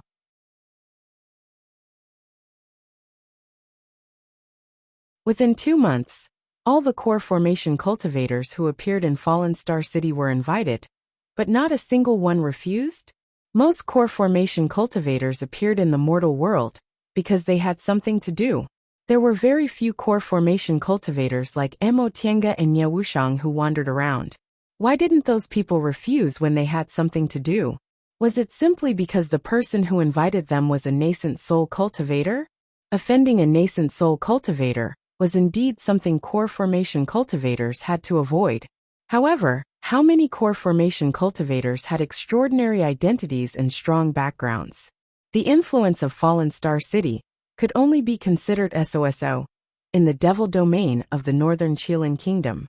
It wasn't worthwhile for them to force themselves just to avoid offending the city lord, right? Based on this, either the reward was too shocking for those core formation cultivators to refuse, or the city lord of Fallen Star City played some tricks, and they couldn't refuse. Which one was it? Mo Tiange looked at Nie Wuxiang, and Nie Wuxiang was also looking at her. Fellow Taoist Mo, what do you think? Nie Wuxiang sent her a secret message. If it was the former, it wouldn't be a problem, but if it was the latter, rashly going to the city lord's mansion wasn't a good choice. Once they entered someone else's territory, they'd have to let them make the decisions. But if they didn't go, they couldn't do anything. Although Elder Liang's attitude wasn't bad, he was very firm. They were already in Fallen Star City. If they didn't go now, the city lord would personally make a move, which would be troublesome for them. Mo Tiange pondered for a while, then said, Elder Liang, what if I don't want to see the city lord? What would you do? Elder Liang smiled. This isn't the first time I've answered this question. Fellow Taoist Qin. There were several core formation fellow Taoists who said they had matters to attend to and couldn't go. I really couldn't persuade them, so the city lord personally went to see them. Later on, those fellow Taoists all agreed. Elder Liang only said a few simple words, but Mo Tiange understood a lot from his words. Those core formation cultivators were very likely to unyieldingly express they didn't want to go to the city lord's mansion, and they might even forcibly leave. As for the persuasion Elder Liang mentioned, it was very likely he'd use force to force them to go. If they couldn't defeat them, he'd report it to the city lord. As for whether this city lord of Fallen Star City would use force or benefits to make them agree after he personally went to see them, Mo Tiange didn't know. This made Mo Tiange even more uncertain. Should she go or not? If she didn't go, she'd most likely have to fight, and she'd most likely have to face nascent soul cultivators. If she went, it would be hard to predict whether it would be a blessing or a curse. Fellow Taoist Mo, let's go and take a look. Upon hearing her voice, Mo Tiange turned around. Nie Wuxiang winked at her, then said through voice transmission, You know about my concealment method. I think you also have a secret escape method, right?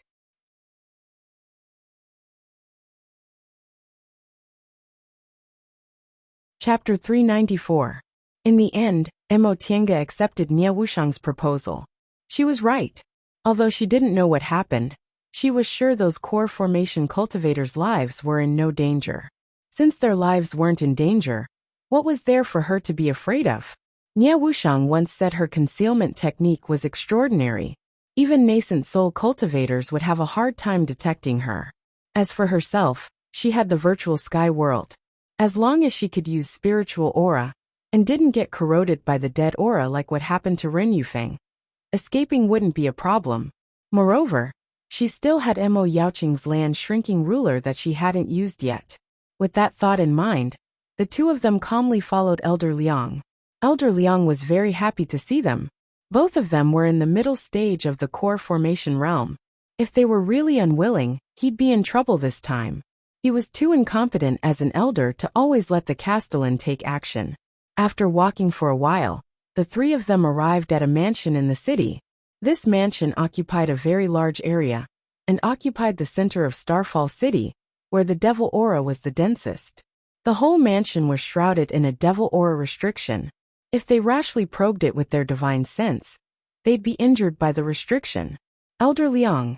Upon seeing Elder Liang approaching with the two of them, the cultivators guarding the mansion saluted respectfully. Elder Liang nodded faintly and said, Open the restriction. Yes. The guard respectfully used his identity tablet to open the restriction of the mansion. Mo Tiange glanced at the mansion. The guards of the mansion were led by 2 foundation building cultivators, and a team of 9th and 10th layer aura refining cultivators. One team guarded the gate while the other patrolled nearby. Considering the size of the mansion, 2 teams of guards were considered few. However, the mansion's power still came from the nascent soul castellan, so the guards weren't very important. However, it seemed this castellan wasn't ostentatious and should be a practical person. Elder Liang invited the two of them into the mansion. They walked through corridors and halls until they reached the back garden. Emotienga was a bit surprised. This castellan's way of treating guests was indeed a bit casual. However, when she thought the other party was a nascent soul cultivator, she felt relieved. Their cultivation levels weren't worthy of this castellan's courtesy. When they arrived at the back garden, Elder Liang directly led them into a small parlor and said, "Fellow Taoists, please wait here for a moment. The city lord will be here soon." Emotienga nodded to show she understood. Elder Liang smiled and invited the two of them to take a seat. After sending out a message talisman, he sat beside them and chatted with them. Emotienga and Nie Wuxiang's minds weren't on this either. They casually agreed, while waiting for the master of Descent Star City to arrive. After a while, a strong aura approached them from afar, heading towards the flower hall.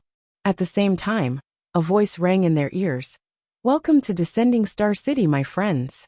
As soon as he finished speaking, a figure quickly flashed into the small reception hall and landed on the main seat. This kind of aura was undoubtedly that of a nascent soul cultivator. The three of them stood up, and Elder Liang rushed forward to greet him. Subordinate greets the city lord. Emotienga and Nie Wuxiang also stood up to show their respect to nascent soul cultivators. When they looked up, they saw a young man dressed in luxurious clothes sitting on the main seat. This young man was very young. He looked like he was only 15 or 16 years old. He wasn't tall, and he was very skinny, unlike an adult man. Even if he was slightly shorter, his shoulders would still be broad and sturdy. This made his luxurious clothes look like a burden piled on his body, and it didn't feel like it was fitting at all. His left eye was covered with a blindfold, and he had only one eye. Emotienga and Nie Wuxiang were both experienced and knowledgeable people. In an instant, they finished examining the city lord of Descending Star City, but their faces didn't show any signs of surprise. Although the city lord looked young, his voice carried a sense of seniority. Furthermore, there were traces of time on his eyebrows and hands. His actual age was definitely not young anymore. "Greetings, city lord." Emotienga slightly lowered her eyebrows and cupped her hands to greet him. Then, she immediately asked, "Why did you order Elder Liang to invite us to the city lord's mansion?" The young man's single eye was carefully examining the two of them. At that moment he waved his hand, signaling Elder Liang to leave. He then invited them to sit down again before saying, "Although your cultivation levels are only in the middle stage of the core formation realm, your spiritual aura is thick and condensed. Presumably your strength is extraordinary. City Lord, you're being too polite." Emotienga cautiously looked at him. This young man was different from Elder Liang. Elder Liang's devil aura was so thick that it was visible to the naked eye, but this young man's devil aura was so faint that it was almost undetectable. After the young man finished examining them, he pointed at them and asked with a smile, "This is Qin Wei, little friend Qin, and this is little friend Tiancan. Am I right?" Elder Liang had already informed them of their identities through a summoning talisman. Their appearances and names were exactly the same, so this young man naturally recognized them correctly. Emotienga smiled slightly. Nie Wuxiang didn't like to talk, so she communicated on her behalf. "Yes." The young man nodded and introduced himself. "I'm Starfall City's city lord. My surname is Mei and my name is Feng." "So it's City Lord Mei. I've heard a lot about you." Emotienga's expression was completely calm. Upon seeing this, City Lord Mei laughed and said, "All right, let's not talk about these empty courtesies. Since little friend Qin asked me why I invited you, you must be an impatient person. How about we get straight to the point?" Emotienga and Nie Wuxiang naturally didn't have any objections. They were both impatient people who treated empty courtesies, so they immediately nodded and said, "City Lord Mei, please speak." City Lord Mei said with a smile, "Presumably, that elder of mine has already mentioned it to you too, right? The matter is simple. I want to ask you two to help me with something. If you succeed, I'll reward you handsomely." Elder Liang had already mentioned this before. Emotienga said, "This?"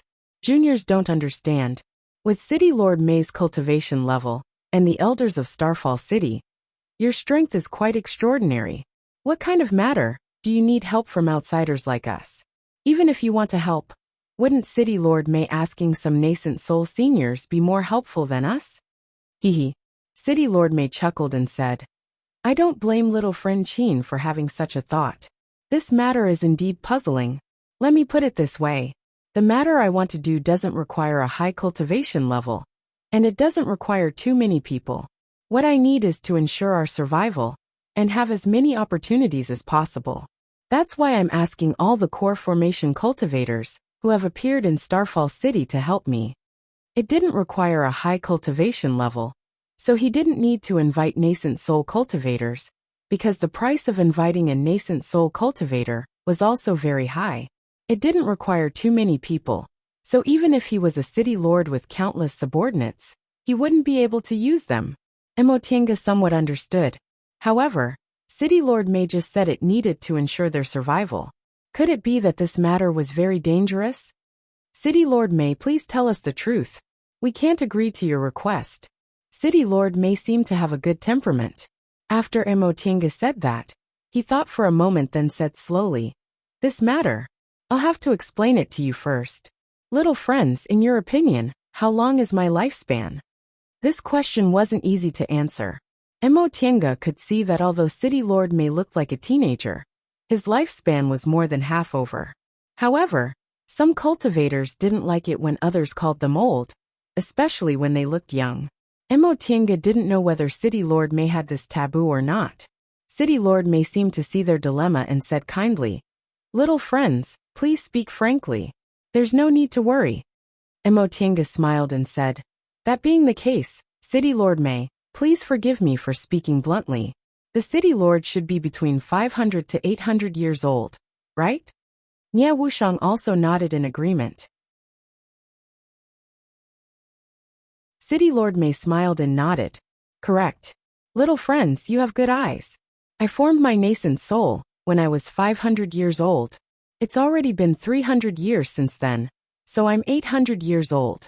The reason why I've maintained my youthful appearance is because I mistakenly ate a longevity fruit when I was young, causing my appearance to remain at the age of 15 for hundreds of years.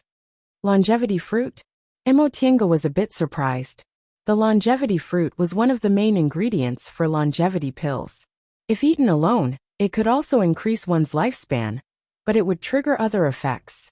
It seemed City Lord May was young and ignorant that caused her to suffer. City Lord May heaved a long sigh and said, I've lived for 800 years. Since I was 15, I've always maintained this appearance. In the beginning, I was complacent because I thought I could save a lot of look-preserving pills compared to other people. But later, as I grew older, I realized that growing older was also a fortunate thing. When this lord was young, I once had someone I loved, but that woman rejected me in the end because of my immature appearance. Emotienga saw that City Lord May's face was full of disappointment and frustration. Presumably, he was very fond of that woman in the past. 15 years old was indeed an awkward age. At this age, a man would start to understand the affairs of the heart, but he still hadn't fully grown up and couldn't be considered a man. No woman in this world would wish for their lover to remain at the age of 15 forever. At this age, he still didn't have broad shoulders. Moreover, even if she maintained her youthful appearance, being with him would be like being with her younger brother. After sighing for a while, City Lord May continued, This matter is one of the greatest regrets of my life. Although my beloved has already turned into dust, I still can't let go of it. In the past 800 years, I've tried my best to restore my appearance, but unfortunately, I've never succeeded. In ancient records, there was a kind of spiritual fruit called the heavenly god fruit. This fruit wasn't too miraculous in terms of cultivation, but it could remove the poison caused by eating spiritual plants. I've been searching for it for several hundred years, but I've never seen it. It's as if this fruit has disappeared for a very long time and no longer exists in this world. However, a few days ago I made a discovery. At this point, City Lord May's eyes shone with hope. A few days ago, I discovered a secret place on Mount Starfall. I don't know its origin, but it might be an ancient ruin. Once you enter the ruins, you'll be given a test. If you pass the test, you'll be rewarded with a heavenly god fruit. Mo Tiange and Nie Wuxiang were stunned. If what City Lord Mei said was true, it was no wonder that so many core formation cultivators hadn't left. This kind of secret place was hard to find.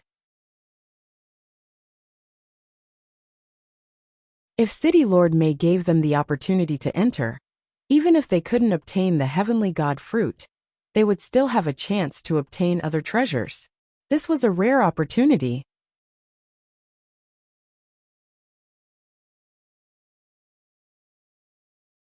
Chapter 395.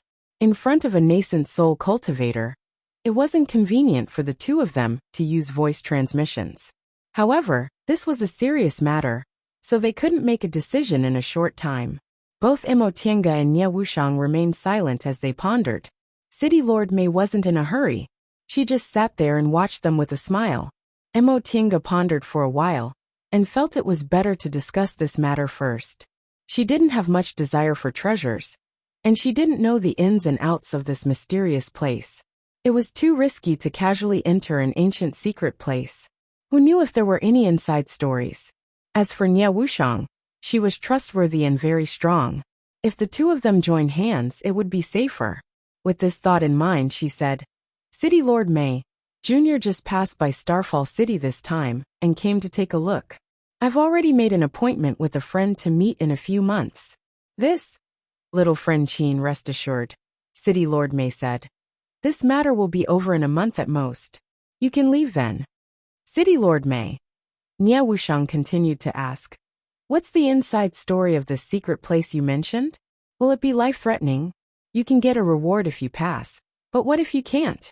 In addition, if you find the heavenly god fruit, what will you give in exchange? If you can't find it, what will you do? Mo Tiange's previous words were evasive. It seemed she didn't really want to go to this secret place. But Nie Wuxiang's series of questions showed that she was seriously considering the feasibility of entering this secret place. City Lord Mei was overjoyed and said, As long as you agree to go to this secret place, I'll do my best to help you.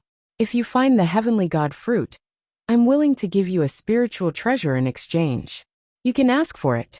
If you don't, you can also choose some from my collection. As for this secret place, I can tell you the truth. This place should be a test left behind from the distant past era. Its mechanisms won't endanger your lives. Of course, if you enter with others, you must be careful of others plotting against you.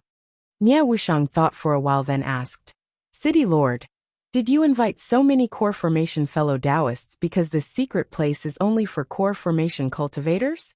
Moreover, each person can only enter once? Correct, City Lord Mei said.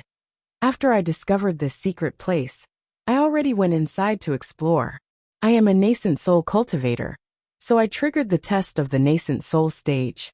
In ancient times, the magical powers of the nascent soul cultivators were exceedingly powerful. How could the cultivators of today compare? Without a doubt, I didn't pass. Later on, he ordered his subordinates to send in cultivators of various cultivation levels to explore, but all of them failed. Actually, a foundation-building cultivator can also enter, and the power of the explosion won't be too strong.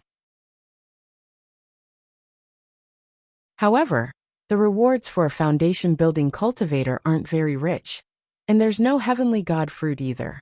I have no choice but to ask the core formation cultivators passing by Descending Star City for help. Mo Tiange wrinkled her brows and asked, City Lord Mei, didn't this matter leak out? If it's an ancient mystic land, I'm sure many fellow Taoists would be willing to go. City Lord Mei hesitated for a moment before calmly replying, I've also thought about this matter. Many core formation cultivators have visited recently, and they aren't foundation establishment cultivators that can be casually dealt with. This news won't be able to be concealed for long. My Descending Star City isn't big, and isn't considered powerful among the 7 minor demon regions of the Northern Unicorn Kingdom. If the other demon regions, or the major sects of the East Tang or South Zhou Kingdom wish to enter the secret place, I won't be able to stop them. By then, it's still unknown if we can exchange for the God of Heaven fruit from their hands.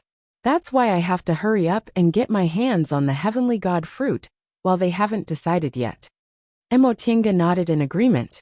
Although the heavenly god fruit didn't have any miraculous effects, it was an ancient item after all. If it could detoxify the remaining poison in spiritual plants, those major sects would most likely want to preserve it.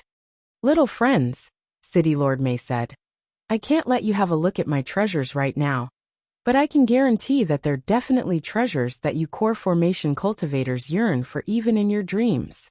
As long as you agree to enter and give it a try, even if you can't obtain the heavenly god fruit, I'll still give you some benefits.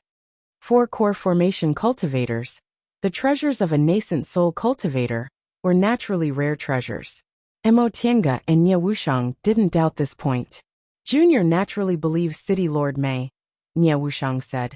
However, it'll be very difficult to pass this secret place, right? Of course, City Lord May admitted. You have to be mentally prepared. This is an ancient mystic land, and the test for core formation cultivators is very difficult. You might not even be able to pass the first test. Mo Tiange was aware of this point. Before she formed her gold core, Xianqing School discovered that there was a hidden 10,000 laws of nature formation in Mount Taikong. It was similar to this mystic land, and was also an ancient trial ground. City Lord May wasn't lying. Once City Lord May finished speaking, Mo Tiange and Nie Wuxiang exchanged glances. They saw the same message in each other's eyes. Mo Tiange tacitly understood. She turned towards City Lord May and said with a smile, This matter is very important. Junior has to think about it. I wonder. Oh, of course, City Lord May said. Little friend, you can stay in the manor for the time being and think about it carefully.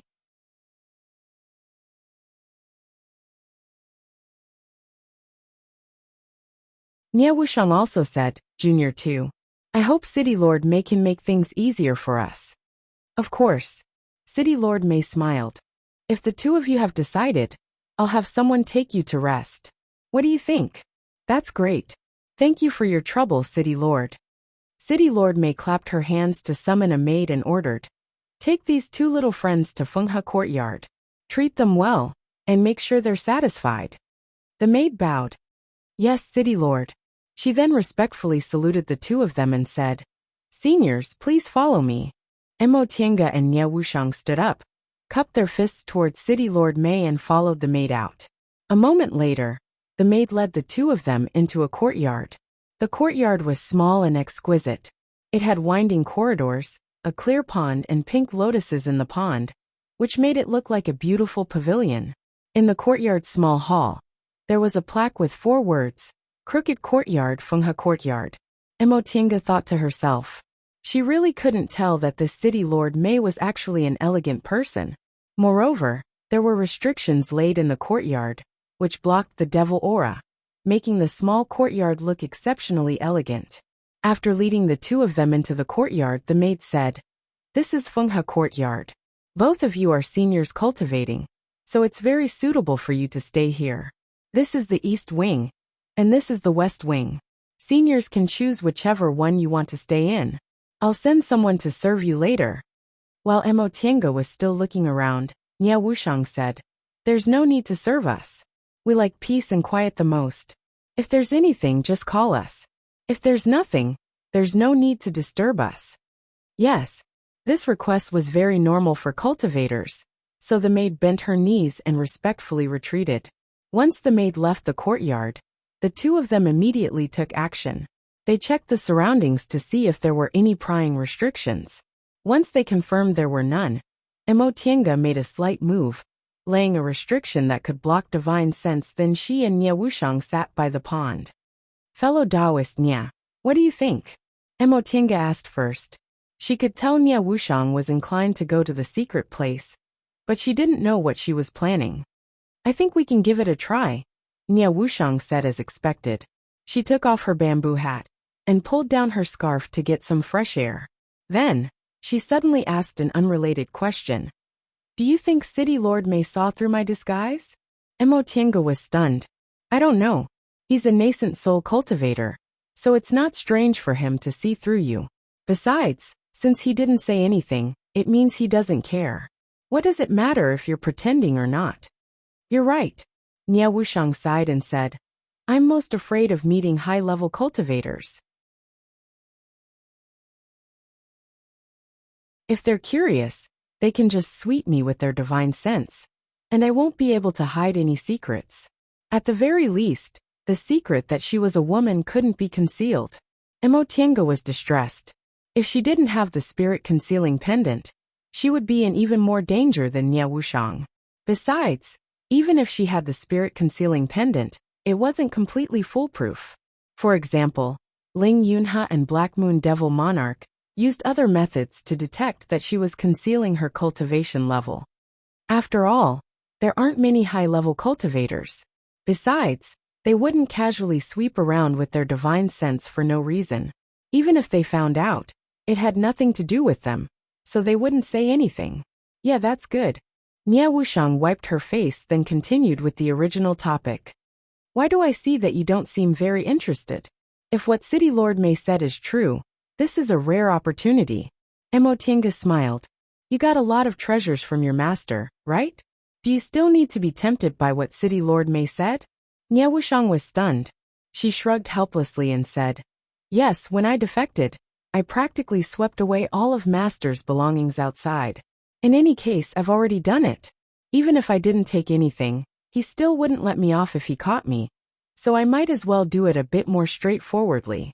However, the primordial devil aura in my body hasn't been resolved. This City Lord Mei is a cultivator of the devil path, so maybe there are 1 or 2 related treasures in his collection. It'd be good if I could get my hands on them. What she said made sense. Emotienga pondered for a moment, then said with a smile, You're saying this kind of thing to me? Aren't you afraid I'll be greedy? Nie Wuxiang cast a glance at her, but she didn't seem to care at all. If it was before, I really would have been afraid, but now I'm not. You're someone with great ambitions. If you want to achieve Tao and become an immortal, you can't relax your mental state. How could you neglect your roots and pursue trifles? She then said with a smile. Besides, although you look smart and calm, you're actually a bit pedantic inside. If others offend you, you won't be polite.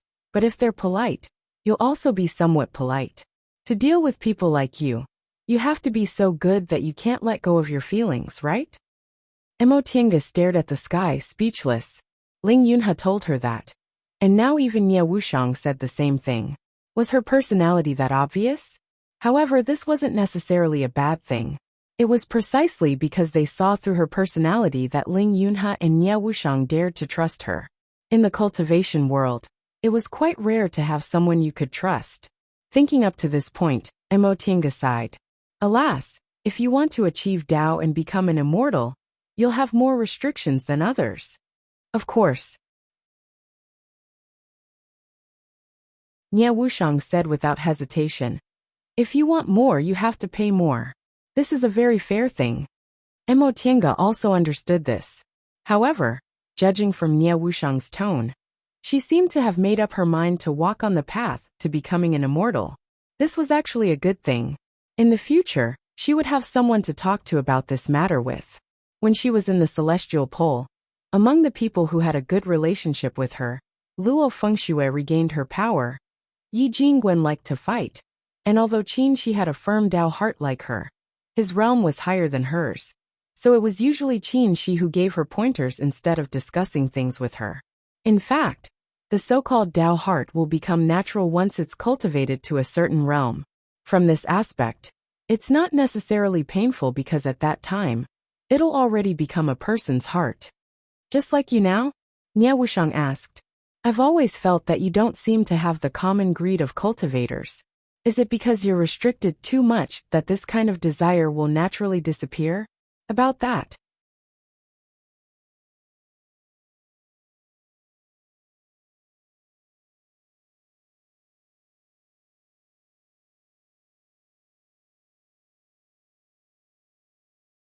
Chapter 396. The two of them chatted for a while, straying far from the topic. In the end, they reluctantly said they'd think about it for 2 days, since this matter wasn't urgent. Then they began to divide the loot. Although they didn't get anything good from their trip to Carefree Valley, Ling Yunhe gave Tian Jiqian, and Ling Yunfei's Qingquan bags to them after they betrayed them, and were killed at the last moment to show their gratitude. Both of them were disciples of big sects and were quite rich, so Mo Tiange and Nie Wuxiang benefited a lot. The two of them discussed and decided to divide spirit stones, spiritual pills, and some magic weapons and ancient books they needed. Mo Tiange naturally chose Tian Jiqian. Not to mention his character, his attainments and formations were indeed extraordinary. If it weren't for the fact that he had no expertise other than formations, he would be a very difficult opponent. Unfortunately, perhaps because he was used to standing behind Ling Yunhe, he didn't have any means to fight. After dividing the loot, the two of them went to study cultivation techniques and meditate. 2 days later, when they had just regained their spirits, someone asked to see them outside the courtyard. They thought it was City Lord Mei, but when they asked, it was another cultivator invited by City Lord Mei. Nie Wuxiang was inclined to agree to City Lord Mei's request, while Mo Tiange was indifferent. However, both of them thought it was better not to jump to conclusions. After all, they only heard about this matter from City Lord Mei and knew very little about it. Now that another cultivator came to their door, it was good. Fellow Taoists, nice to meet you. Mo Tiange blinked and said in surprise, Fellow Taoist Yong, fellow Taoist Qiu, it's you? These two people were Yong Ruyu and Qiu Qingrua, whom she met once in Sky Snow City. Yong Ruyu and Qiu Qingrua finally recognized her and looked surprised. You're fellow Taoist Qin? Mo Tiange nodded at them and said with a smile, I didn't expect we'd meet again in Starfall City, so soon after we parted in Sky Snow City. Fellow Taoists and I are really fated. Exactly. Qiu Qingrua answered first and looked at Nie Wuxiang curiously. Fellow Taoist Qin, this is my friend. His nickname is Tiancan. Mo Tiange introduced. With a flat attitude, Nie Wuxiang nodded at them and said, Nice to meet you. So it's Taoist Tiancan. Upon hearing Mo Tiange's introduction, Qiu Qingrua looked a bit disappointed, but he concealed it very well and immediately greeted her enthusiastically. Yong Ruyu's attitude, on the other hand, was much more normal. She smiled and nodded at Nie Wuxiang in greeting. She was neither rude nor overly enthusiastic. Mo Tiange felt both helpless and amused. This Qiu Qingrua still hadn't changed a bit. He still guarded against other women, as if they were thieves. Fortunately, Nie Wuxiang was now dressed as a man. Otherwise, she would have definitely dragged Yong Ryu back, right? Fellow Taoist Tiancan, I met these two Taoists once in Heavenly Snow City. This is fellow Taoist Yong, and this is fellow Taoist Qiu. The two of them are cultivators from one of Eastern Tang's 5 great sects, the Dawning Pill sect. After they finished greeting each other, Mo Tiange politely invited Yong Ryu and Qiu Qingrua into the hall. Fellow Taoist Qin, what a coincidence. You also came to Descending Star City? Qiu Qingrua asked right after they sat down. Mo Tiange smiled and answered. After we parted ways that day, I happened to meet fellow Taoist Tian Can in Heavenly Snow City. We were very happy to meet again in a foreign place, so we decided to travel together. Originally, we had some matters to take care of in the vicinity, but unexpectedly, we were invited by the city lord as soon as we entered Descending Star City. May I know what happened to the two of you? We're more or less the same, Yong Ryu said.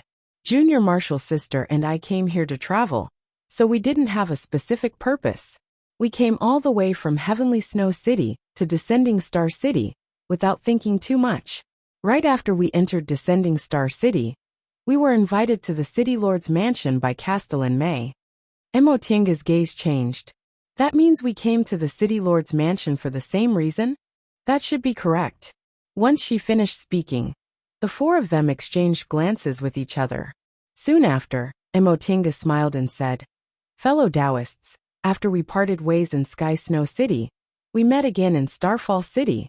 Moreover, we're also gathered together because of one matter. It can be considered fate. Moreover, we're both Tao cultivators, so we're a bit closer than other people. There are some things I have to say frankly. She paused for a moment. Seeing that Yong Ryu and Qiu Qingrua were smiling and didn't seem to have any objections, she directly asked, Fellow Taoists, What do you think about Castellan May's invitation? Have you agreed? Once Emotinga finished speaking, Qiu Chungrua immediately turned to look at Yongryu. Although she controlled everything, she always put Yongryu first when it came to official matters. Yongryu pondered for a while, then looked at Emotinga and Nye Wuxiang. She said, "Fellow Taoist Qin is so frank, so I can't hide it from you. Yes, Junior Marshal's sister, and I have already agreed to Castellan May's request." Nye Wuxiang frowned and said, "Fellow Taoists, aren't you afraid there's more to this?" Upon hearing this question, Qiu Chungrua covered her mouth and smiled. "Fellow Taoist Tian, can you and fellow Taoist Qin really have a telepathic connection? Your cautiousness is really similar." The ridicule in his words was very obvious. Emotinga felt helpless and said sternly, "Fellow Taoist Qiu, in fact, I already have a Tao companion. Although you were just joking, please don't say such things in the future." Qiu Chungrua was a bit surprised, but soon after, her expression turned serious, and she solemnly saluted. "I'm sorry, I offended you before. I hope fellow Taoist Qin won't take it to heart." Emotinga smiled and waved her hand, indicating she didn't mind. It was better to say things like this, so this woman wouldn't always treat her as an imaginary enemy, and try every possible way to remind her senior martial brother if he said one or two more words to him. Usually it was fine, but when they were talking about official matters, this kind of behavior was really an eyesore. "Fellow Taoists, aren't you afraid there's more to what Castellan May said?" Nye Wuxiang asked again. Yongryu smiled and said, "Fellow Taoist Tian can, no matter what, Junior Marshal's sister and I are disciples of a big cultivation group. Moreover, we're both core formation cultivators. We're not foundation building disciples, whose cultivation groups won't care about us even if they disappear. Although Castellan May is the lord of a city, he can't afford to offend my Danxia sect. That being the case, what's there to be afraid of?" Emotinga wasn't surprised by this answer. In the past few days, she'd discovered that Yunzhong cultivators were a lot bolder. As for the reason, it might be because cultivators from different paths lived together and lived in harmony for tens of thousands of years. After Yongryu finished speaking, she looked at Emotinga and Nye Wuxiang's expressions, then continued to say, "Fellow Taoists, you still haven't made up your mind? In fact, as long as what Castellan May said is true, it'll be beneficial to us. Let's not talk about what we can obtain, but ancient secret places are really hard to find nowadays.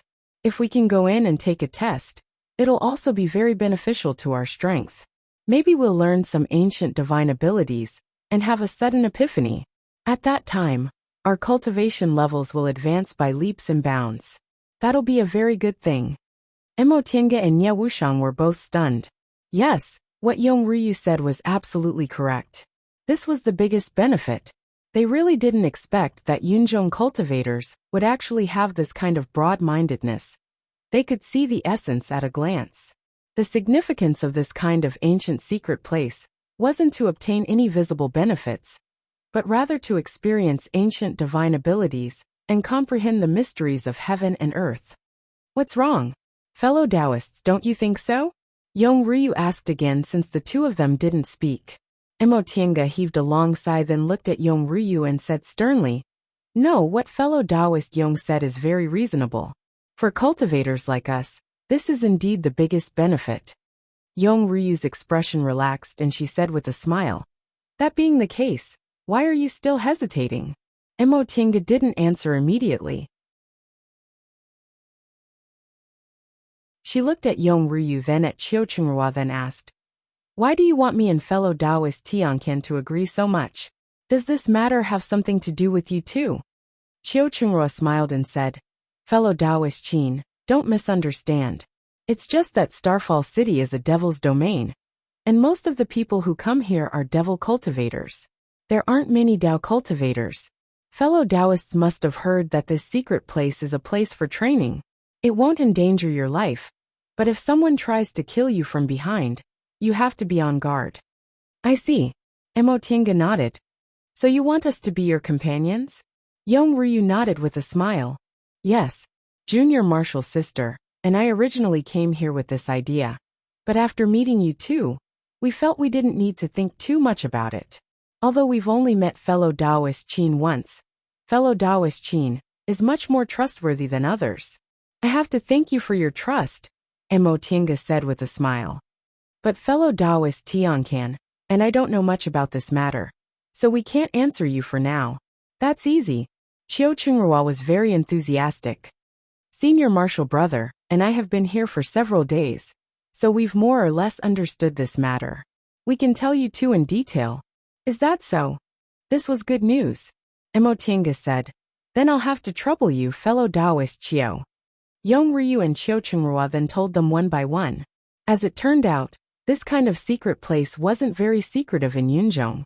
Although there weren't many of them, most cultivation groups knew about one or two, and some of them were in their hands to train their disciples. Because of that, the core formation cultivators invited by City Lord Mei didn't suspect anything and stayed. They all knew this kind of secret place was hard to find. In a few days, it would be known by all cultivation groups. At that time, they would have to spend a lot of effort to enter the secret place. It would be better for them to help City Lord Mei's group this time. The sooner they entered the secret place, the more benefits they could obtain. As for that secret place, they also asked the core formation cultivators in Descending Star City to learn more about it. Although it was difficult to pass, the mysteries of the divine abilities inside were obvious.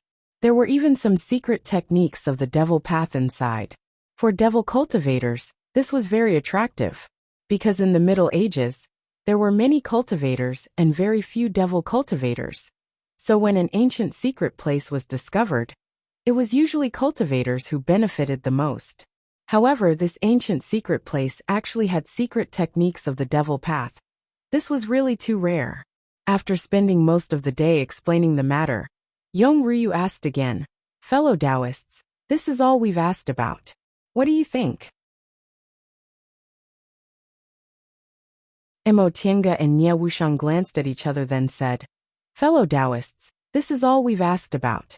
What do you think? However, I still need to discuss this matter with fellow Taoist Tian Can. I'll give the two of you an answer after some time. How about it? Yong Ryu smiled. Of course.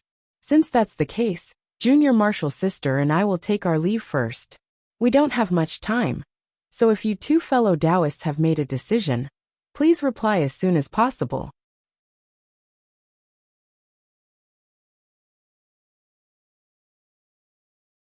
Chapter 397. After Yong Ryu and Qiu Qinghua left, Mo Tiange and Nie Wuxiang were silent for a long time. After a while, Nie Wuxiang suddenly asked, do you think they're trustworthy? Mo Tiange shook her head. I can't say for sure. I'm not familiar with them. Nie Wuxiang nodded, stroked her chin, and said, don't you think there's a big difference between Yunzhong and the Celestial Pole in some aspects? Mo Tiange was also thinking about this a moment ago. You're right. If cultivators in the Celestial Pole encountered such a good thing, they'd probably suspect this City Lord Mei has evil intentions. But cultivators in Yunzhong don't have that many concerns. Yes, they're not so wary of people, and their way of thinking is also much simpler. Nie Wuxiang thought for a long time and sighed. I originally thought we could give it a try, but seeing the attitude of these Yunzhong cultivators, I feel a bit uneasy. Mo Tiange pondered.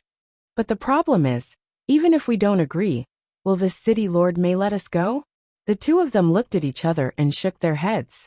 Although City Lord Mei was polite to them before, they didn't think she'd simply let them go.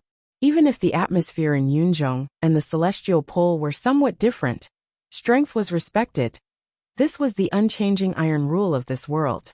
They were only core formation cultivators, and didn't show any background, but they made a different choice from other cultivators.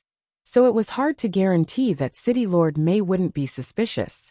The two of them thought for a long time, but couldn't come up with a good solution. They were rich, so the so-called benefits weren't very attractive to them. However, Nie Wuxiang wanted to find a way to eliminate primordial devil aura, while Mo Tiange was quite tempted by the mysteries of the distant past era divine power Yong Ryu mentioned. However, they were born in the Celestial Pole and had rough experiences, so they were much more vigilant toward people than cultivators in Yunzhong. They really didn't dare to trust people so easily. Let's go. After a long time, Nie Wuxiang said after some deliberation. If we don't go, we obviously have no way out. Mo Tiange pondered while nodding slowly. The problem now wasn't whether they should go or not, but if they didn't go, they couldn't leave. They were in Descending Star City, and City Lord Mei was a nascent soul cultivator. Although they had nothing to fear among the core formation cultivators, they were not arrogant enough to think that they could defeat a nascent soul cultivator. Moreover, the other party had the geographical advantage. Since we're going, are we going with those two? Nie Wuxiang asked. Mo Tiange thought for a moment, then said, in terms of strength, we're a bit stronger than them. There's really nothing to be afraid of. Yes.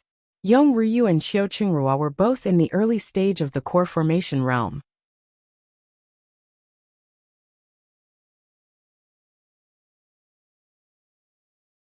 Even though they came from a big sect, and were stronger than ordinary cultivators, they were still not ordinary cultivators.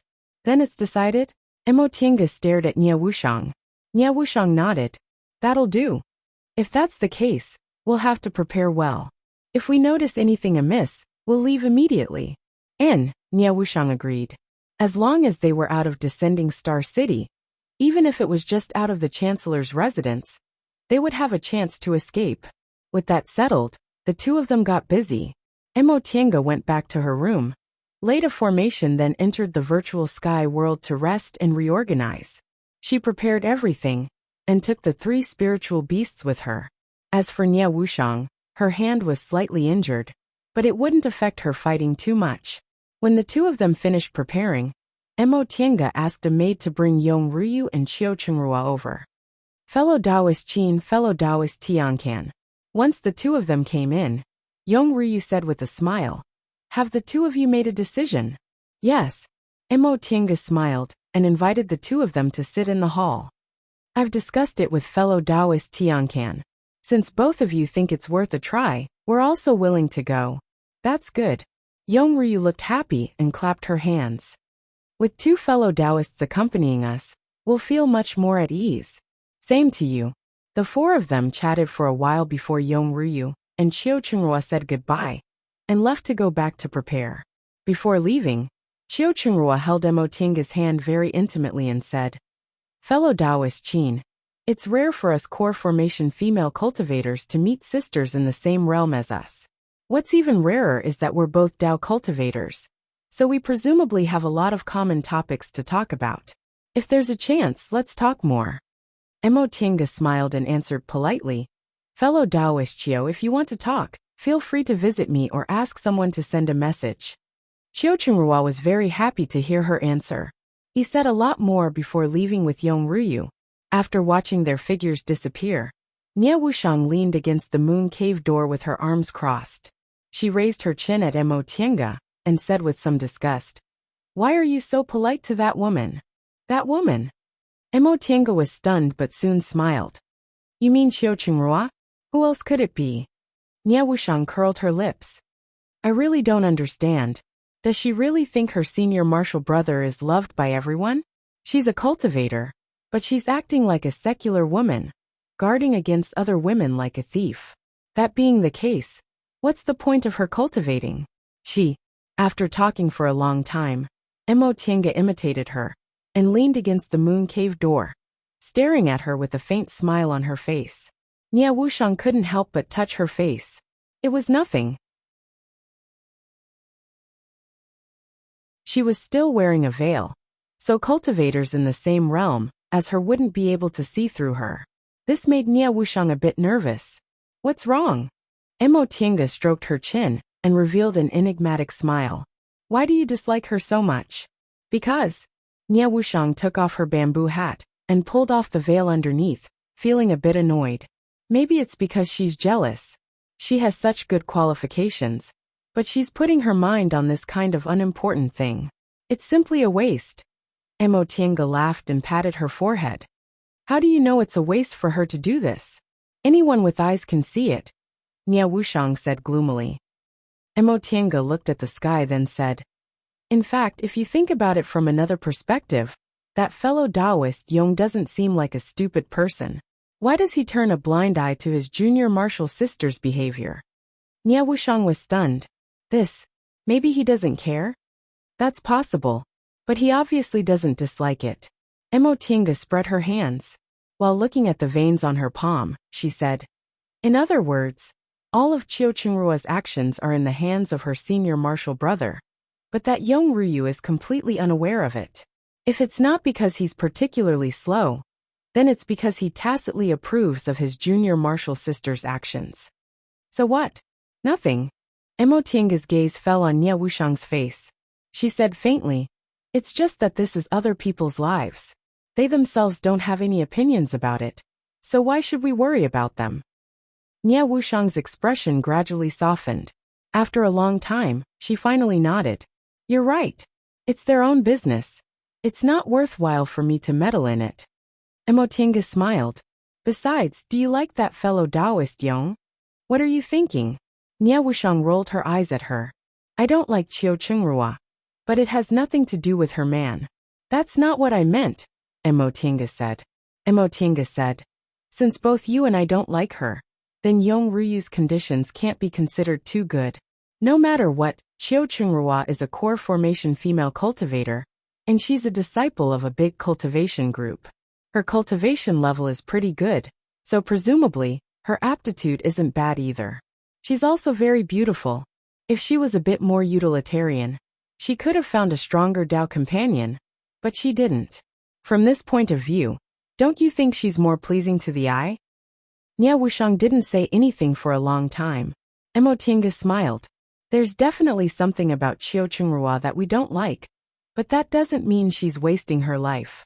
Judging from her age, she shouldn't be more than 300 years old.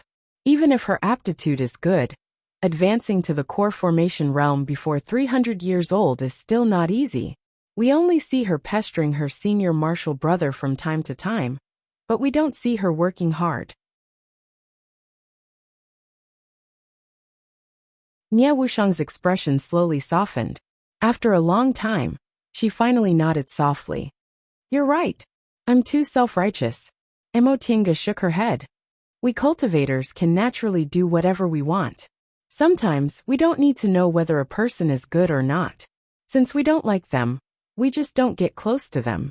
However, if we think too much, it'll be easy for us to look down on others. Nie Wuxiang rubbed her brows and muttered. Turns out there are still so many things in this world that I don't understand. Seeing her like this, Mo Tiange couldn't help but laugh. I really can't tell you're actually several decades older than me.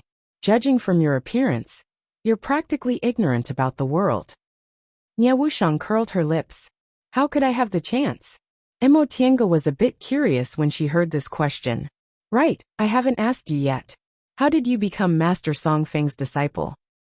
Nie Wuxiang was silent for a long time. When Mo Tiange thought she wouldn't answer, she finally heard Nie Wuxiang's low and hoarse voice. My mother is his wife. Mo Tiange was stunned. She almost thought she heard wrong. She thought for a moment, then said in disbelief. So you're saying, he's actually your father? No. Nie Wuxiang's expression was cold. I'm not his child. In other words, I'm a bastard child my mother secretly gave birth to. Mo Tiange wrinkled her brows. How could someone use such words to describe me and my mother? Nie Wuxiang saw her expression and smiled self-mockingly. Master has always said that about me since I was a child. Then, Mo Tiange hesitated for a moment, then asked, what about your mother and your biological father? I don't know. They should be dead. Nie Wuxiang's tone was flat and indifferent. With Master's personality, my mother definitely wouldn't have survived after betraying him. As for that man, he also wouldn't have had a chance to live. I'm sorry, Mo Tiange said in a low voice. It's nothing. Nie Wuxiang shook her head and smiled bitterly. I should have told you that Master can't be considered a human, so he couldn't have had children. I don't know why he married my mother, but I know what kind of inhuman life my mother lived with him. So I understand very well why my mother fell in love with another man and gave birth to me. Although I hate her for giving birth to me, Nie Wuxiang said faintly. Ever since I was young, Master treated me like that. He beat and scolded me at every turn, calling me a bastard child. But he also taught me to cultivate and made me work for him. I don't know what kind of mentality he had. Maybe torturing me like that gave him the thrill of revenge. Then, do you miss your mother? Nia Wuxiang was dazed for a long time. After a long time she smiled and said, "Before I was 10 years old, I think. I told you, Master was too successful. He completely educated me into the person he wanted me to be. I was afraid of him, hated him, but I had no choice but to rely on him. I dreamed of leaving him, but after I escaped, I almost couldn't survive." She smiled self-mockingly. "Unfortunately, I still disappointed him in the end. I'll live, and I'll live better than him."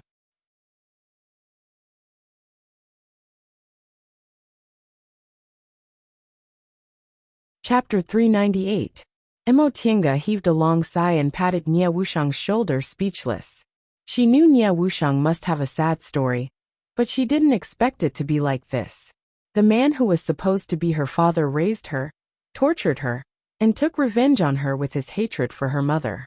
She never saw her mother, and she didn't even have the child's admiration for her. She lived for more than 100 years without freedom, hope, or even thoughts. What kind of life was that? Emo Tiange found it hard to imagine. If it was said that she once had a bit of ill feelings towards Nia Wuxiang, at this moment, it had already disappeared without a trace.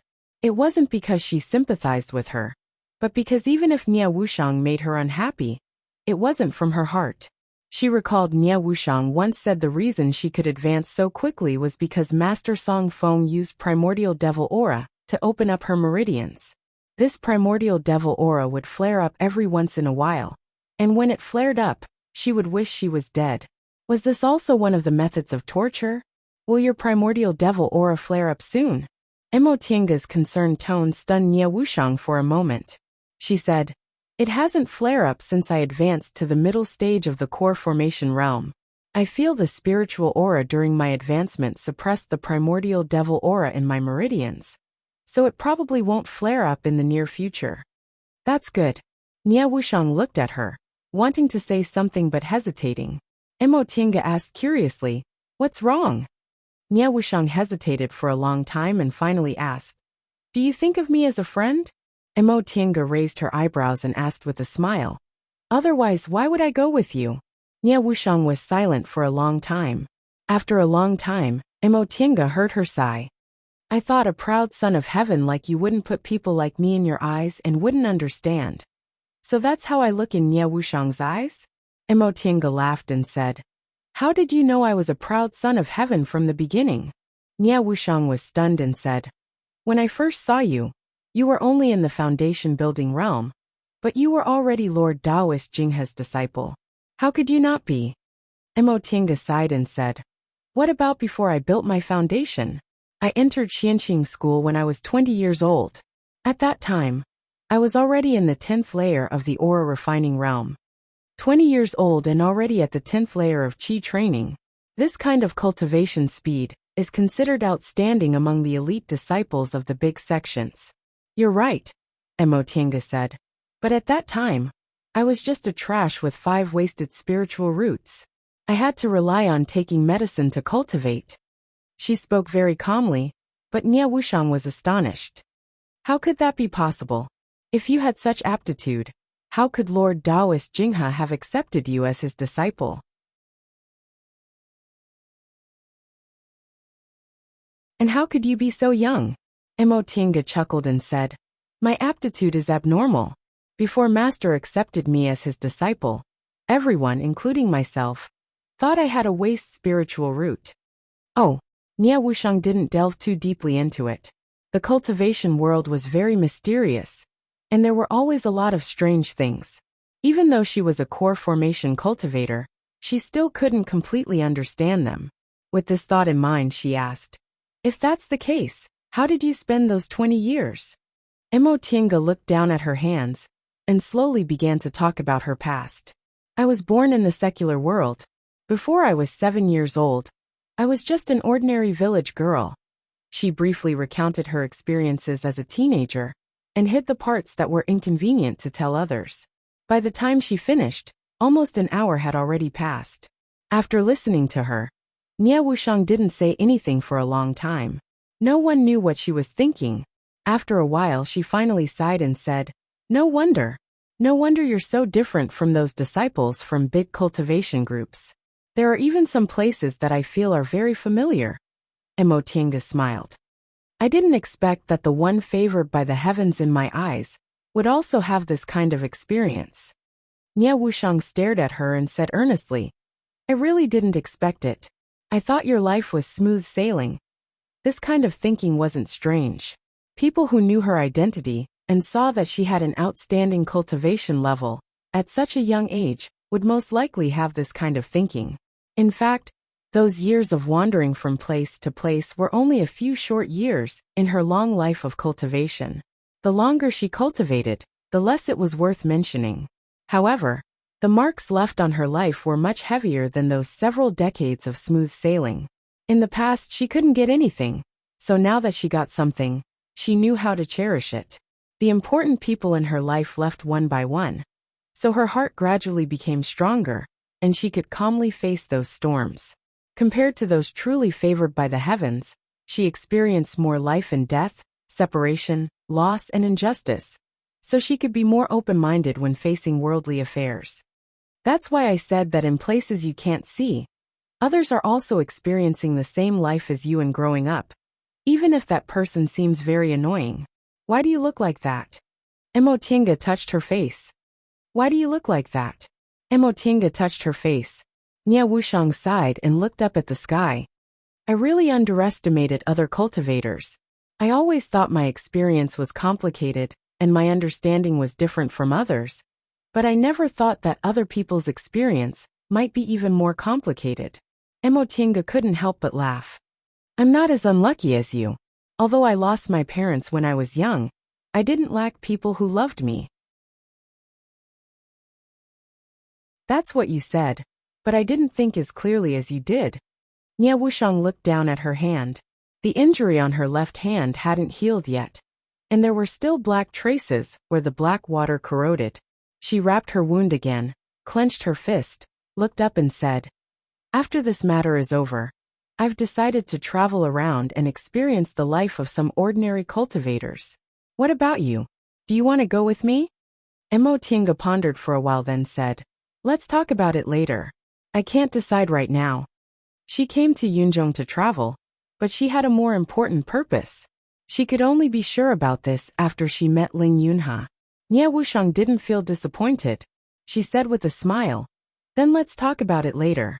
At the very least, before we return to Sky Snow City, we can still do things together, right?"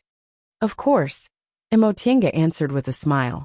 Nie Wuxiang seemed to be a trustworthy person with extraordinary strength, so it would be a pleasure to be her companion. After the two of them finished talking, they asked a maid to inform City Lord Mei. In just a moment, City Lord Mei sent someone to invite them over. "Little friends." City Lord Mei walked in with a smile in the same small hall where they first met. Both Emotinga and Nie Wuxiang stood up and saluted. "City Lord Mei." City Lord Mei smiled. With one hand clasped behind her back, she gestured for them to sit down. This gesture was very mature, but he looked like a teenager and hadn't grown up yet, so it looked very uncoordinated. City Lord Mei sat on the host's seat and ordered someone to serve tea. She then said with a smile, "I heard you two agreed to my request. I'm very happy." Emotinga raised her eyebrows. "I heard there are many core formation cultivators here. Why does City Lord Mei care so much about us?" City Lord Mei looked at them, then pointed at her own head and said with a smile, "Intuition." "Intuition?" Nie Wuxiang was confused. Hee. City Lord Mei's gaze fell on her. Her attitude was amiable. "Fellow Taoist Tiancan, as a nascent soul cultivator, you naturally have some wonderful divine abilities. It's like sensing fate," Emotinga said with a smile. "I wonder what Lord Mei sensed? Could it be that you sensed we could pass the test?" "That's not it. Sensing isn't prophecy," City Lord Mei said with a smile. "It's just that based on your words and actions, as well as my experience, I feel you two have a higher chance of passing the test this time." A nascent soul cultivator's vision was extraordinary. With just a cursory glance, She could already see that Mo Tiange and Nie Wuxiang's strength wasn't ordinary, and that their chances of passing the test were slightly higher than those cultivators with ordinary strength. City Lord Mei's gaze swept over Mo Tiange and Nie Wuxiang before she said with a smile, "From what I can see, your cultivation levels are extraordinary, your spiritual treasures aren't bad, and you don't look very old. Presumably you have a master, right?" Although there was no lack of self-reliant examples in the cultivation world, having a master was certainly much easier than individual cultivators. Most individual cultivators were low-level cultivators, because their aptitudes were poor and foundation-building pills were hard to come by. Very few of them could advance to the foundation-building realm, and only 1 in 10,000 could form their gold core. Their chances were much lower than those of cultivation group disciples. Because cultivation wasn't easy, individual cultivators mostly looked old and experienced, even if they looked young. However, Mo Tiange and Nie Wuxiang weren't like this. Whether it was their appearance or their bearing, they didn't look like individual cultivators at first glance. Upon hearing this question, Mo Tiange only showed a faint smile and said, "Junior indeed has a master, but it's inconvenient for me to say it. I hope Senior can forgive me." Nie Wuxiang said, "I also have a master." City Lord Mei smiled and said, "It seems you two young friends have extraordinary identities. I wasn't wrong about you." He paused for a moment then continued, "Since that's the case, I'll arrange for you two to enter the secret area to train together." "City Lord Mei," Mo Tiange asked, "can we enter the trial at any time?" City Lord Mei shook her head and said, "According to reason, the trial can be opened at any time. However, I won't hide this from you two. After discovering this secret area, I gathered the strength of all the core formation cultivators in Descending Star City, and laid a restriction to ensure that this place won't be discovered by outsiders for a short period of time. Opening this restriction isn't an easy matter, so I wanted to wait until the number of core formation cultivators reached a certain number before opening it." City Lord Mei's words were reasonable, so Mo Tiange and Nie Wuxiang both nodded. "Then, when will City Lord Mei decide to open it?" City Lord Mei said, "If you two young friends decide to join, there will be more than 10 people. It can be opened in 2 or 3 days." "All right. If you decide when to open it, I'll have to ask City Lord Mei to inform me." "That's natural." City Lord Mei stood up and said, "In a moment, I'll have Elder Liang explain in detail the matters you need to pay attention to. I hope you two can prepare well in the next few days." Of course, since the master seemed to want to see them off, Mo Tiange and Nie Wuxiang both stood up. "That being the case, we'll take our leave first." City Lord Mei smiled and said, "Young friends, please do as you wish." The two of them cupped their hands and bowed to City Lord Mei again, then left the small hall. Under the guidance of a maid, they returned to Fenghe Courtyard. When they entered Fenghe Courtyard and confirmed that no one could spy on them, Nie Wuxiang impatiently asked, "Do you think there's a problem?" "It's hard to say." Mo Tiange wrinkled her brows. "More than 10 core formation cultivators. It's too chaotic." He also reminded us that although this trial doesn't require our lives, other people can mount sneak attacks on us. I think we have to be careful with every step we take. You're tuning in to the Li Mei's Wuxia Whispers YouTube channel.